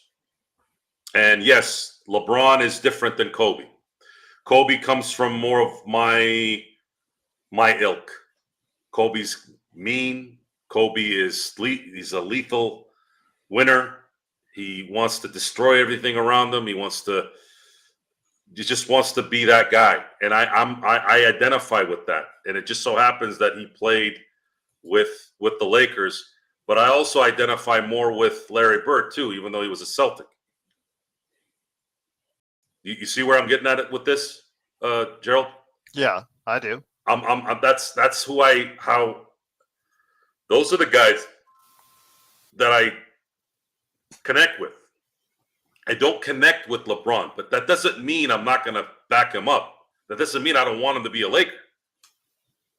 Except now, at this point, I'm thinking about the team and its transition to the next phase so that they can get as close to competing for a championship again as possible. I'm not going to sit here and kiss LeBron's ass because of what he did last year even. I don't care what happened last year. I don't care that he scored 40,000 points. Yes, it's cool. He did it in the Laker uniform. It's cool to watch at that time. But guys, I am a championship. I'm a championship focused fan. I also do know that you can't win a championship every year, and sometimes there is a little bit of a rebuild, and that's fine. That is fine too. But this team is not in that spot.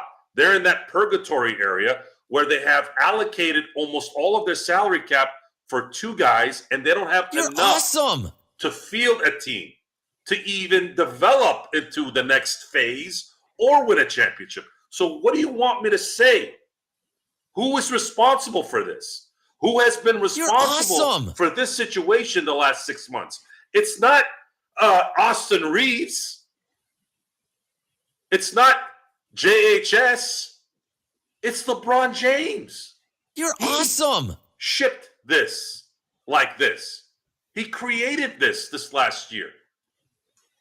And it really started after 2022 when he kind of meddled into panic mode by, I guess, somehow discussing with management about how they needed to go get a third guy because they're worried about Harden in Brooklyn. This is all online, guys. This isn't something I made up. It's all documented. So what do you want me to say? This team has not competed for a title for a while. You're awesome. So what's next? Are you just going to keep shoveling shit into the tide, into the water, whatever that saying is? What are you going to do? Are we supposed to be excited every time his son comes out from whatever the hole he's in to just run around on court? Guys, come on. Grow up. This isn't the YMCA, man. This is the freaking NBA. And this is the Lakers. And if that is upsetting to you, and if that's hating on LeBron, then you got problems. Got nothing to do with it. I'm about winning. Are you going to win, or are you going to hold hands on the court and cheer about some guy who can't play? No. You guys got to open your brains a little bit. You're awesome. Got to open it up. 2012, it's on record. You got to go look at the archives. I blamed Powell and I blamed Kobe for the loss against the Oklahoma City Thunder. I had discussions about this at that time. The Lakers had that series until Kobe and Powell screwed it up at the end of two of those games. So I'm not soft on Kobe either. Kobe cost us the 2004 championship. He even admitted that, by the way. I had said it before, and then he admitted it. He admitted it to Shaq when he interviewed him. It's all there, folks. This isn't me. I just want to hate. So, in conclusion, and I'll take some of your guys' questions after this, I do not dislike LeBron James, even off the court. I think he's a good dude. I really do. He says stupid things, but so do half my friends.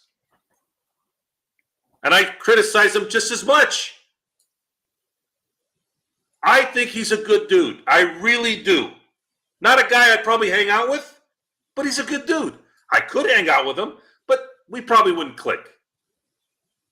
Just, that happens. It's what it is. Good dude. One of the best basketball players I've ever seen, without a doubt. LeBron could have retired 7 years ago and still not put a blemish on anything in his career. Anything he does, anything he's done in the last 7 years has been extra. It's just extra. Like, he didn't need to do the last 7 years. He still would have been probably top 6 in my book. Now, if he had won one more championship, I think he would have, I'm pretty sure he would have replaced someone in the top 5 for sure. Probably Larry Bird. But see, the problem, guys, is the same reason what makes you great sometimes can also be a negative. So LeBron has been very controlling of his career, his image, all that stuff. And I understand that, and I respect that. But at the same time, it can hurt you in the places that matter a lot. And Kobe in the same way. The Kobe Shaq thing. I know Shaq he's still immature in a lot of ways. Was immature back in the day, but I would have liked to have thought that Kobe was smart enough to get around that, but he wasn't. He was too emotional, and it cost the Lakers a real 90s Bulls dynasty. I look at a three-peat with Kobe and Shaq, and maybe I'm greedy, but I look at that as could have been better. Now, Troyo's got a comment for you. Go ahead, Troy. You have blamed LeBron for everything before. How you even want him to do everything? Well, have you? So probably maybe now you even want him to do everything. I'm not sure. Wait, put that up again. I can't read. I got to read that again. Joe, you have blamed LeBron for everything before. How you even want him to do everything? What did I blame him for everything before? Maybe in regards to the stuff off the court. Again, his passive aggressiveness, his comments last season, the tweets, the hourglass, the wearing of the Knicks stuff when he was in New York. So I'm not doing that, right? Am I doing that? Am I making him do that? Again, let's forget about the Lakers for a second. It's documented that he was talking to Pat Riley 17 games in Miami, and he was passively aggressively talking to Pat Riley about Eric Spoelstra, who's arguably the best coach of the last decade. Is that a fair assessment? Mm-hmm. That you could say he's been the best coach? He wanted him out. He's played for 9 coaches, 9 hired coaches. 1 is an interim, so I'm not going to count that. So what have I blamed him for everything? I blame him according to what he does, because a true leader doesn't do that stuff. Doesn't wear the opposite team's stuff to show something. When Kobe asked to be traded in 2007, what was that about? What do you think we were thinking at that point? Were we in support? Were we not? Well, I'll tell you what. At that time, I was indifferent. Again, Kobe was a Laker from the beginning. If LeBron was a Laker from the beginning, it'd probably be different. See, Law Malcolm is right there. He says LeBron is a traitor who cheats the game. Okay. He's not a cheater of the game. He's not a cheater of the game, and he's not a traitor. He's not a traitor. Okay? Please explain yourself when you make those statements. How does he cheat the game? Okay. And I'm gonna make one example too during the bubble so that you all understand that this wasn't me again. This is something I heard. Okay, that was going on. I'm not gonna bring up the social part of it. I'm just gonna tell you who got on him, because he has more credibility in this than any of us. Okay, but first of all, LeBron is not a traitor. LeBron has never asked to be traded. He has become a free agent and left upon his own recognizance. That's it. That's what that is for. Now, if Cleveland wants to get upset for him leaving twice, I get it. If Miami wants to get mad for him leaving Miami, I get it. I'm a fan. It's upsetting. I totally get it. Even if it's irrational, they're burning his jersey. It's stupid, but I get that. Is he allowed to? He is allowed to. That's why he's a free agent. He didn't force anybody's hand. He didn't make somebody lose picks and players for that. He left. That's the point. Now, he does napalm every team he leaves. That's what happens. He leaves and they're gone. Now, some will look at it as, well, when he leaves, he's that good that the team kind of falters. Okay, I'll buy that one. I'll roll with that one. But right now, with the Lakers, forget about Cleveland and Miami. I don't give a shit about Cleveland or Miami.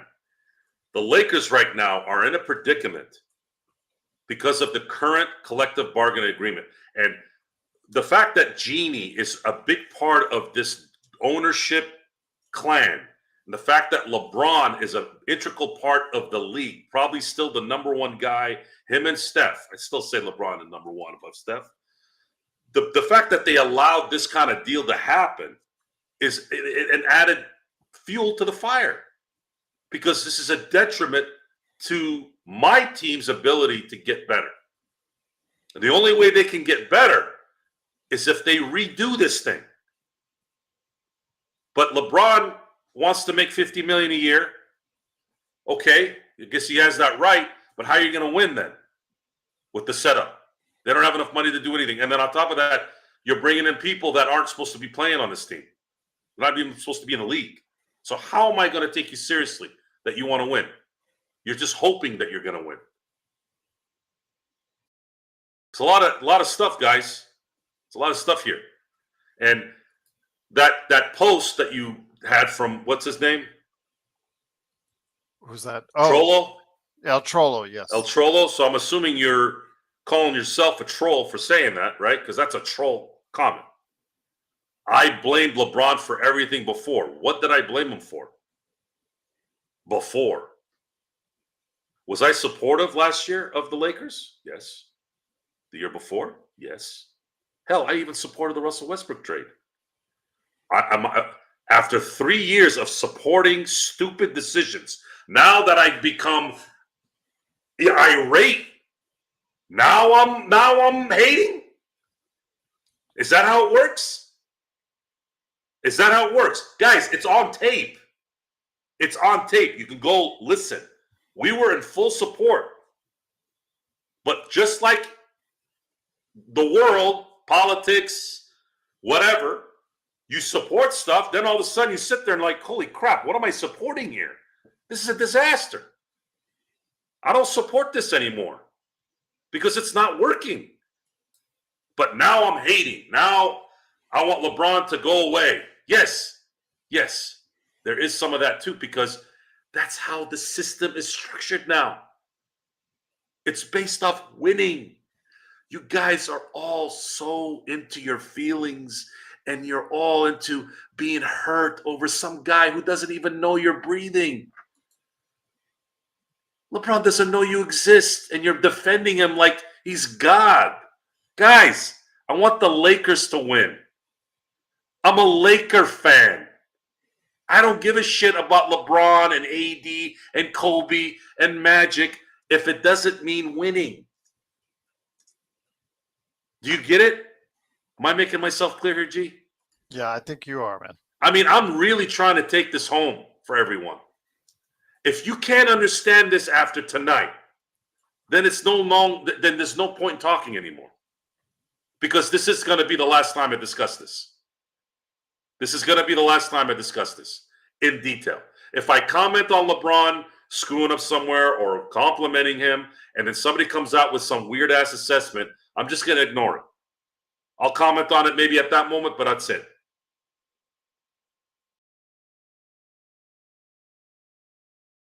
You said you had some questions for our audience that you're going to take? Yeah. So let's see. JY just said, what does panel think? LeBron isn't playing for a championship. Why doesn't that concern him, Joe and G? My guess is because maybe there's a possibility this might be his last year. He wanted to play with his son. He'll try his best to finish this out and then retire. I think that's my first guess. See, I don't agree with that. I think he's going to do another 1-1 at the end of this year. If you do that, you're just prolonging this disaster. Oh, I know. I agree with you on that. I'm just telling you what I think he will do if he feels good enough at the end of the year and says, you know what, I want to go ahead and do this again. And the Lakers will sign him for another $50 million plus on a 1-on-1 deal, leaving his options open. And he likes this. At the end of his career, he's leaving his options open to play into his 40s because he'll keep on doing it. He'll keep on maxing it out as much money as he wants to get from the Lakers. And it'll, in detriment, be a problem for the Lakers going forward. But his JY is asking, he isn't playing for the championship. Again, for me, it's just simple mathematics. You could have signed for a lot less. You're a billionaire, endorsements. You're talking about merging your entertainment company with Kim Kardashian's company. If the rumors were and the news were correct and reports were correct from the entertainment sites last week, you might make some money off of that. So you tell me. You tell me if you're being in the best interest of this team, if you're getting LeBron a full 3 to 4 year ride as a spot where he's not even ready for the NBA. Did you see him last night in the G League? He looked awful last night in the G League. He is not ready for NBA play. He is not ready to help you as a team. He may never be ready. I don't know if he will be.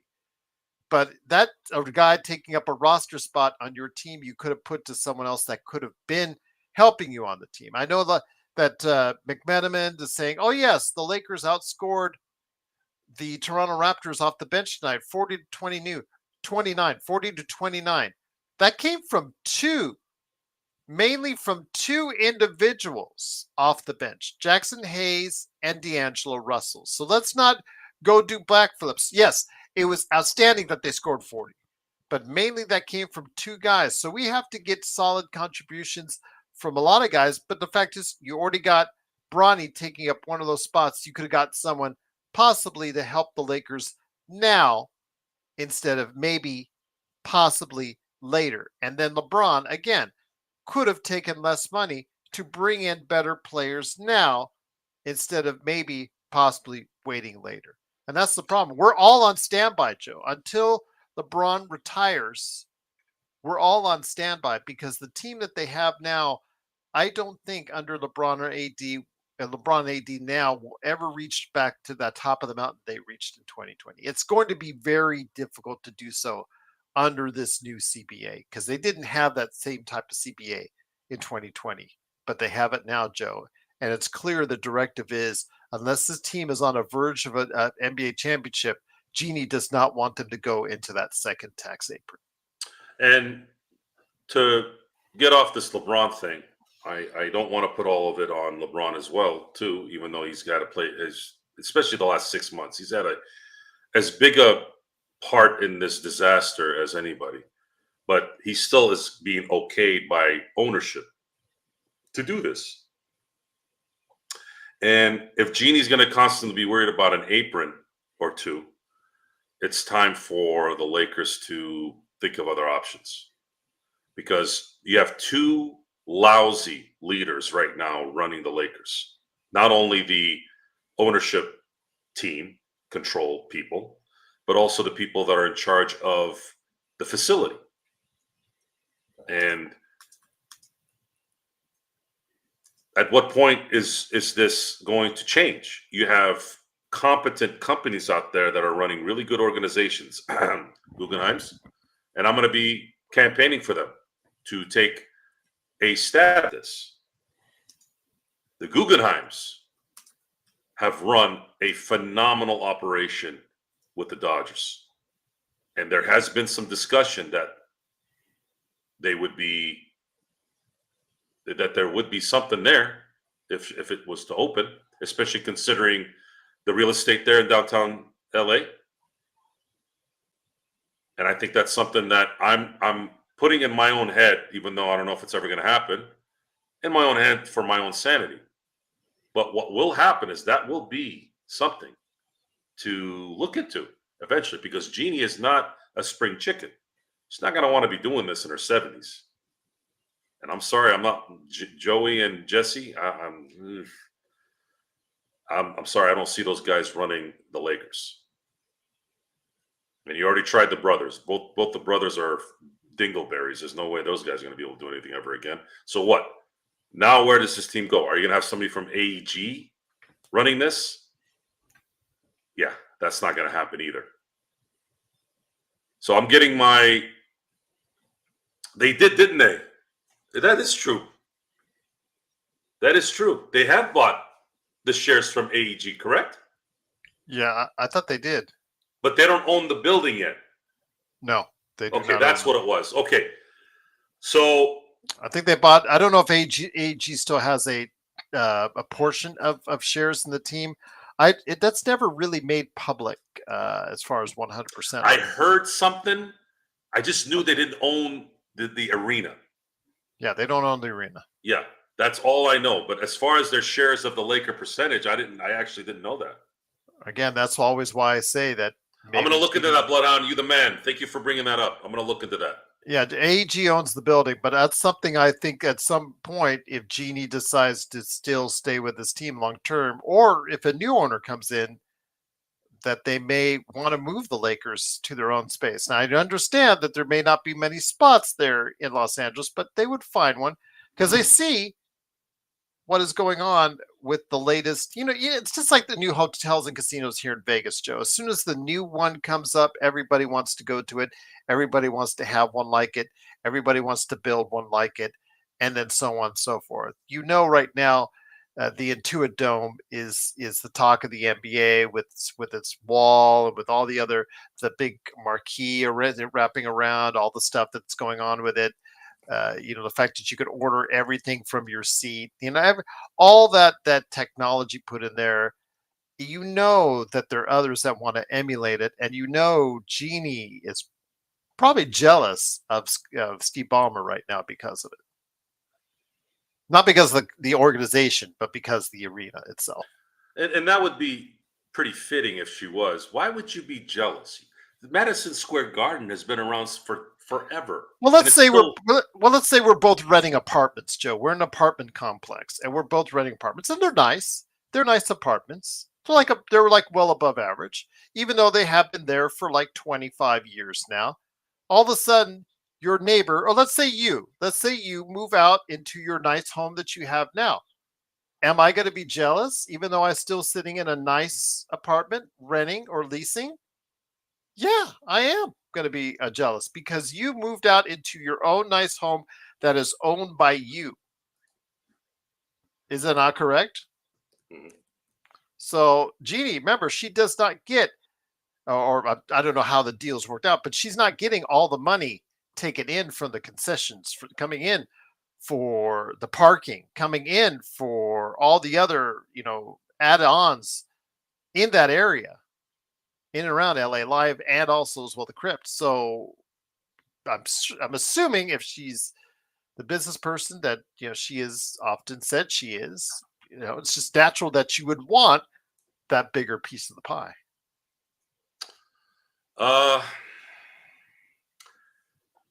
Bloodhound just made me happy right now. Honestly, I actually did not know. Bloodhound's good at that. So yeah, Bloodhound, hell of a update there, man. I actually did not know that. So okay, Bloodhound says 6 bus kids own 66%. That I knew, but I didn't know the Guggenheims had 27%. So right now, this is becoming probably something that we're going to be able to look into here soon. Does that dentist still own 3 or 4%? Yes, he does. Okay. But he's a billionaire from something else, isn't he? No. Have you seen cavities for kids? I told you the story when I was managing rental cars for Hertz here at Vegas. I comped a customer's rental. We were talking for about an hour, and I said, "Oh yeah, what do you do for a living?" "I'm a kid's dentist, a podiatrist, dentist, pediatric dentist in Chicago." So yeah, you want to know how I became a millionaire many times over? I said, how? Orange juice. And I'll leave it at that. So they create the disease so that they can cure it. You got yourself right there on the butt, my friend. And I was just laughing. I said, took me a second. I'm like, that's right. There's so much sugar in orange juice. There you go. Sad. Parents, there's no such thing as orange juice unless it's coming out Orange of orange juice, juice. Kurt. Orange juice. Yes, orange juice, not OJ, not Orenthal James. Anyways, There you go, Bloodhead. Yes, Dr. Shun Xiang. Yes.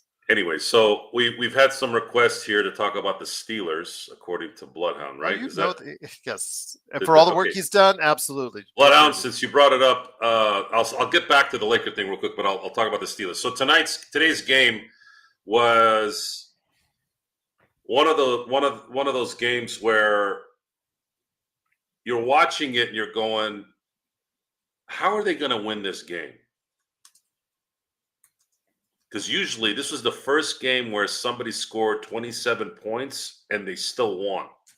Usually they got to keep people in the teens before they win. If somebody scores 27, they usually lose it. This is the first time they've won a game allowing 27 points in a game since 2021 against the Bears, which doesn't say much because the Bears sucked in 2021 too. I guess he's, because I'm looking up now.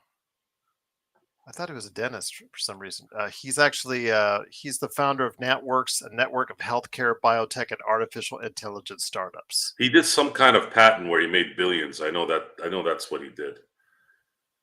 But he's only worth $62.2 billion. But he's known as a guy that's not greedy. He's not one of those money type guys either, which is very nice. He's about doing things right. He's got a reputation for that, so good for him. I hope he's not going to run the team, by the way, either. He just wanted a piece of it just to say he wanted a piece of it. Right. So. He can't afford them because he's. I want to. Tomlin got a lot of flack today for that fake punt on his own side. Steeler fans were going nuts. And I'm sitting there going, it was the perfect call. The idiot dropped it. Pierre dropped it. He would have ran for 40 yards if you had just caught it and then ran. Instead, he was trying to catch it so he could run. Anyways, it was an enjoyable game, man. Sometimes the other team plays well, folks. I have to tell this to my Steeler fans. Steeler fans are terrible, by the way. Steeler fans are some of the worst fans. They're not Philly or Yankee fans or those kind of fans, but they can get obnoxiously stupid. This is the same fan base that threw trash in Tommy Maddox's yard. Like, really? You actually got out of your slumber and your shithole house to go get garbage, probably from your own place, to go throw at some guy's yard? Really? So the Steelers start the gamut starting next week. They have not played anyone in their division yet. 9 games in. So they're going to play 6 of the next 8 games against the division. And the other 2 games are Philly and KC. They're going to earn it. They're going to earn it. Cincinnati's going to be tough, even though they're having a tough time right now.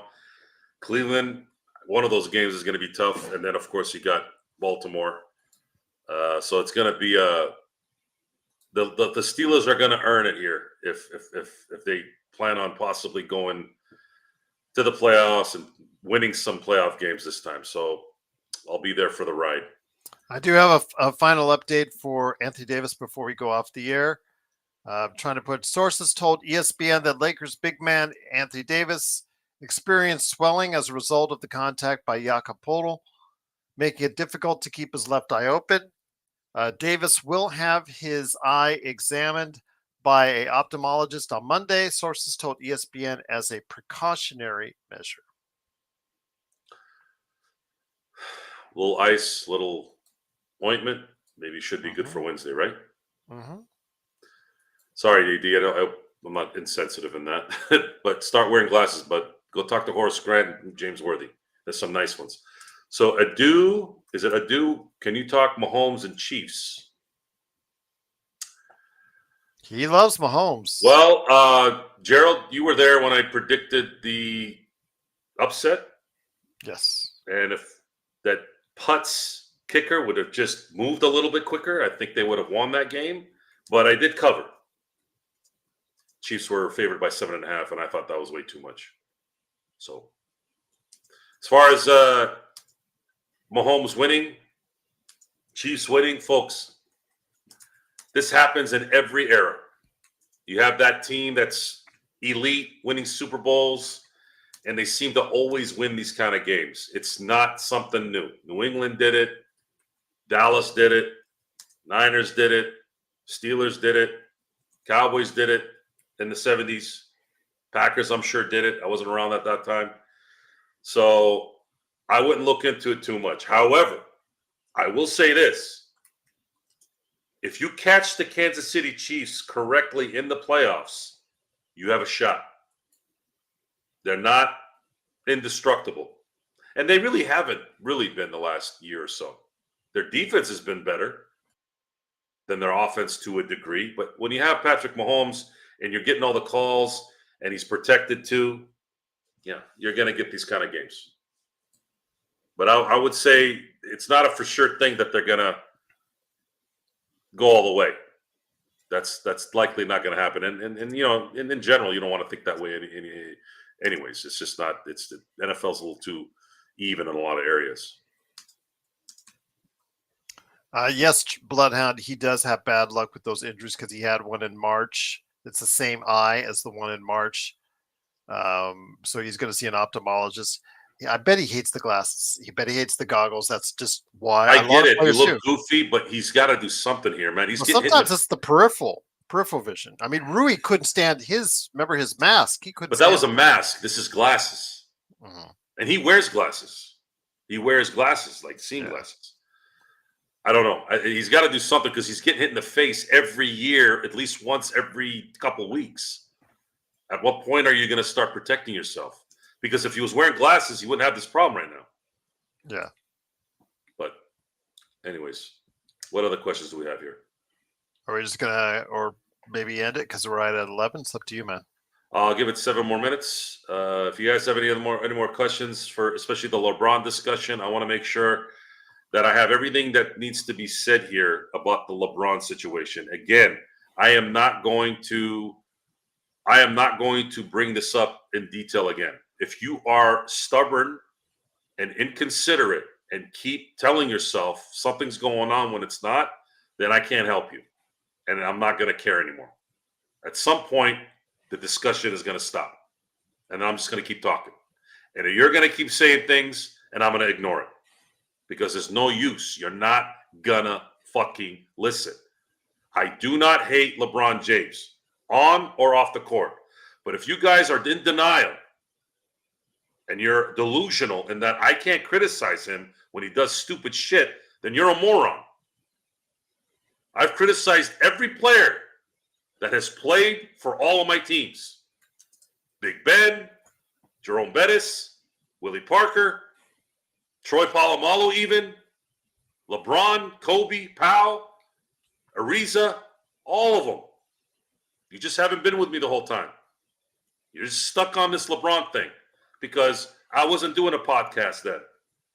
And LeBron wasn't a Laker then. Oh, so by the way, before you go, I got a question. I'll let Xbox, then I've got a question. I asked Gerald this too, Mark, saying, does this LeBron sideshow happen if Kobe is alive? I don't mean to bring up such a hard subject. I don't think LeBron would have come to the Lakers if Kobe was still on it. Logistically or money-wise, it probably wouldn't have worked out. No, he wouldn't have come if Kobe was playing. No. Yeah, they just wouldn't jive together on this. It's like an alpha. Yeah, I don't think that alpha thing. Yeah. It's just that. What I am interested in, what I wish we could have maybe seen is, would Rob Pelinka be doing what he's doing if Kobe was alive? That's an even better question. I'd say yes. And also, so you guys know that I'm not playing favoritism here. You could talk to my friends about this. It's a little more personal side of things, but I don't like the fact that Kobe didn't get along with his family. That's a bad sign. Regardless of what was going on.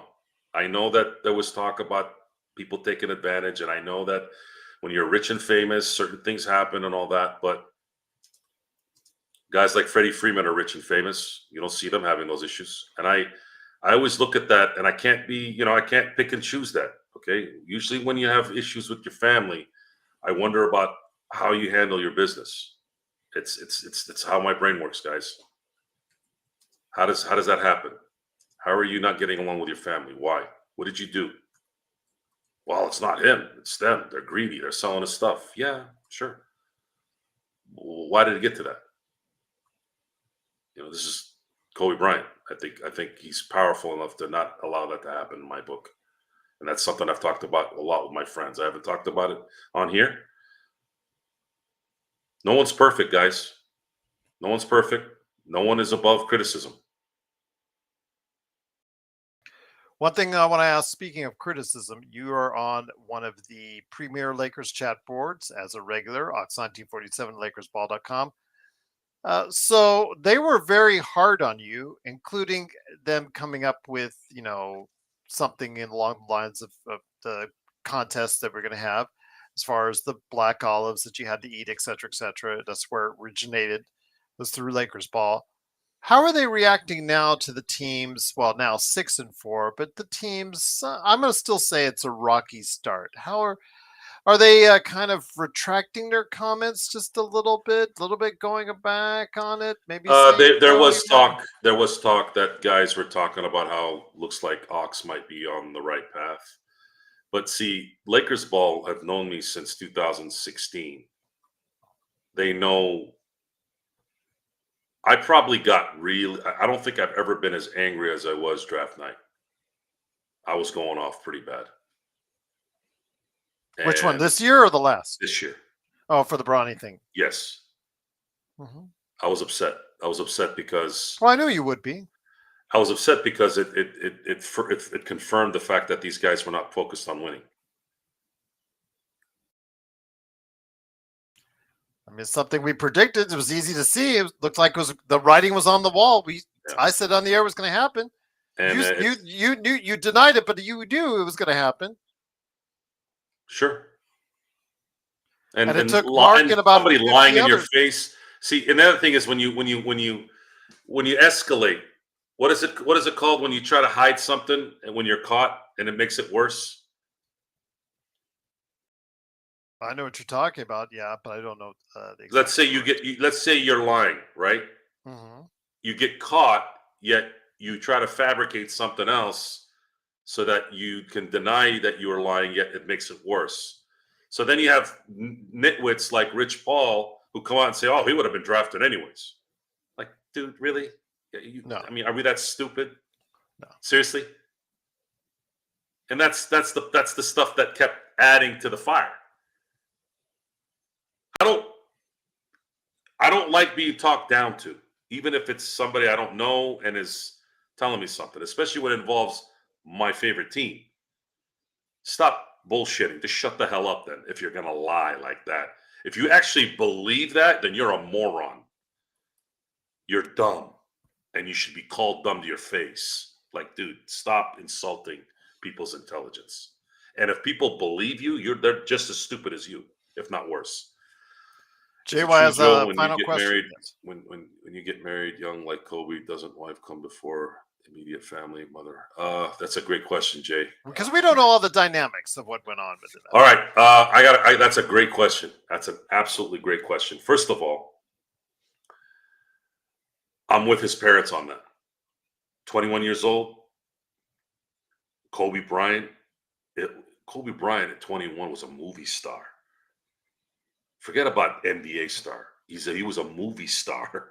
He was a Brad Pitt of sports. why wouldn't his parents be all up in like what's going on? Now, there was some talk on that they weren't happy about him marrying someone outside his race, which I can identify with very well. I'm a minority myself. My parents came to America and they were very with trying to stay within their culture. That's a culture preservation thing. Only people in America call it racism. It's a culture preservation thing. Language, food, church. It's inherently in a lot of cultures where we want to preserve that. We want to keep it within the family, keep it within the culture. From that standpoint, looking at it from how I grew up, I understood his parents' concern there. And then, of course, he made it worse by what happened in 04 or 03. They were right. They were right. Am I right, G? Yes, you're They right. were right. So, no one is above criticism, folks. Sorry.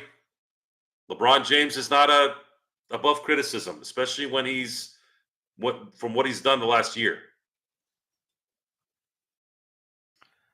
And on that note, final nightcap for Joe right there. I'm All almost right. done here. Yeah, let me finish it. Luckily, the ice stayed within this too. Yeah, there you go. That means it's not as hot anymore. So tomorrow, Joe and I will be back. Lakers Fast Break University will be here on Veterans Day. Shout out again to all the veterans. Truly want to thank you for the service for our country. I'm hoping 9, but it's up to Joe if it's 9 or 10. We will be coming back with the Lakers Fast Break University Lakers History 101 on the 1995 Lakers, Joe. We got a request on that. How fun was it to watch? Don't say now, but how fun was it to watch the 1995 Los Angeles Lakers? A lot of things happened in that year, that season, Magic's final season. I've got a little interesting tidbit I want to drop on there. I don't think many realize on that, so I'll go ahead and do that on Lakers History 101.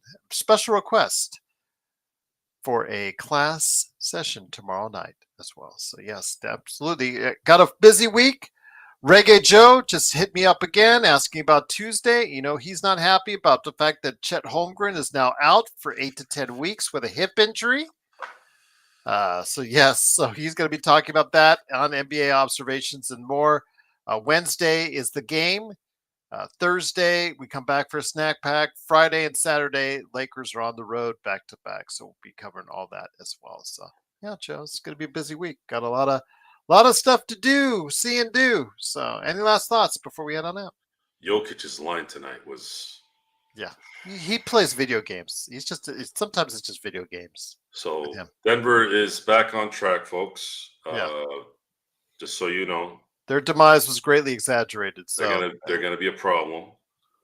We all knew this, though. This isn't a surprise. Well, I think the bench came into play as far as how bad or good would the bench be. I know that Magic Man and I were going back and forth on it.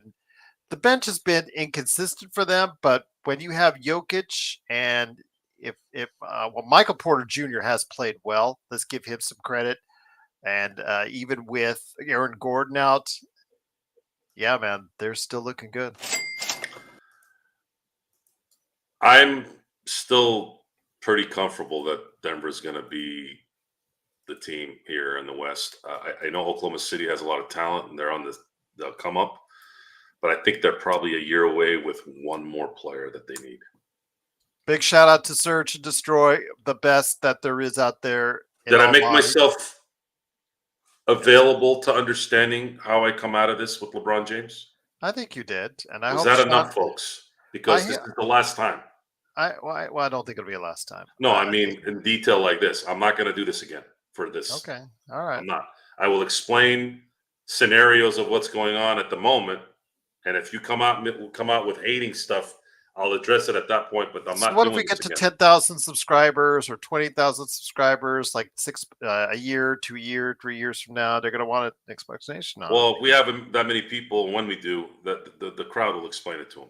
Okay, all right. I'll tell them to revert back to this episode. You guys mark it then.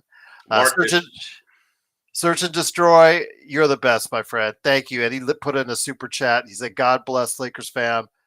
You're the best there is, my friend. We just are truly blessed to have you doing what you do. I'm hoping the other channels give you that same kind of love that you do. You so much work for us, and we're all indebted to you for your time on that. Joe? Yeah, Search has been. He's the best, man. Search has been destroying, which is Yes. speaking of destroy. One of our main characters in Corrupt, his name is Destroy, Oh, there you go. and he does a lot of searching and destroying. So there you go. They named a character in Corrupt after you, Search. Let's go ahead and say from now they claimed after you. Yes, they named a character in the game after you. You can go ahead and claim that. Just dealing with Xbox, JSJ, Cool Bro, all those troublemakers that are out there. But we love you guys. Well, except for Cool Bro. I know Joe hates him, but no, I don't hate anybody. Okay, except child abusers. Okay, all right. And on that note, Sports Baby says, Gerald, don't give Search a big hit. Okay.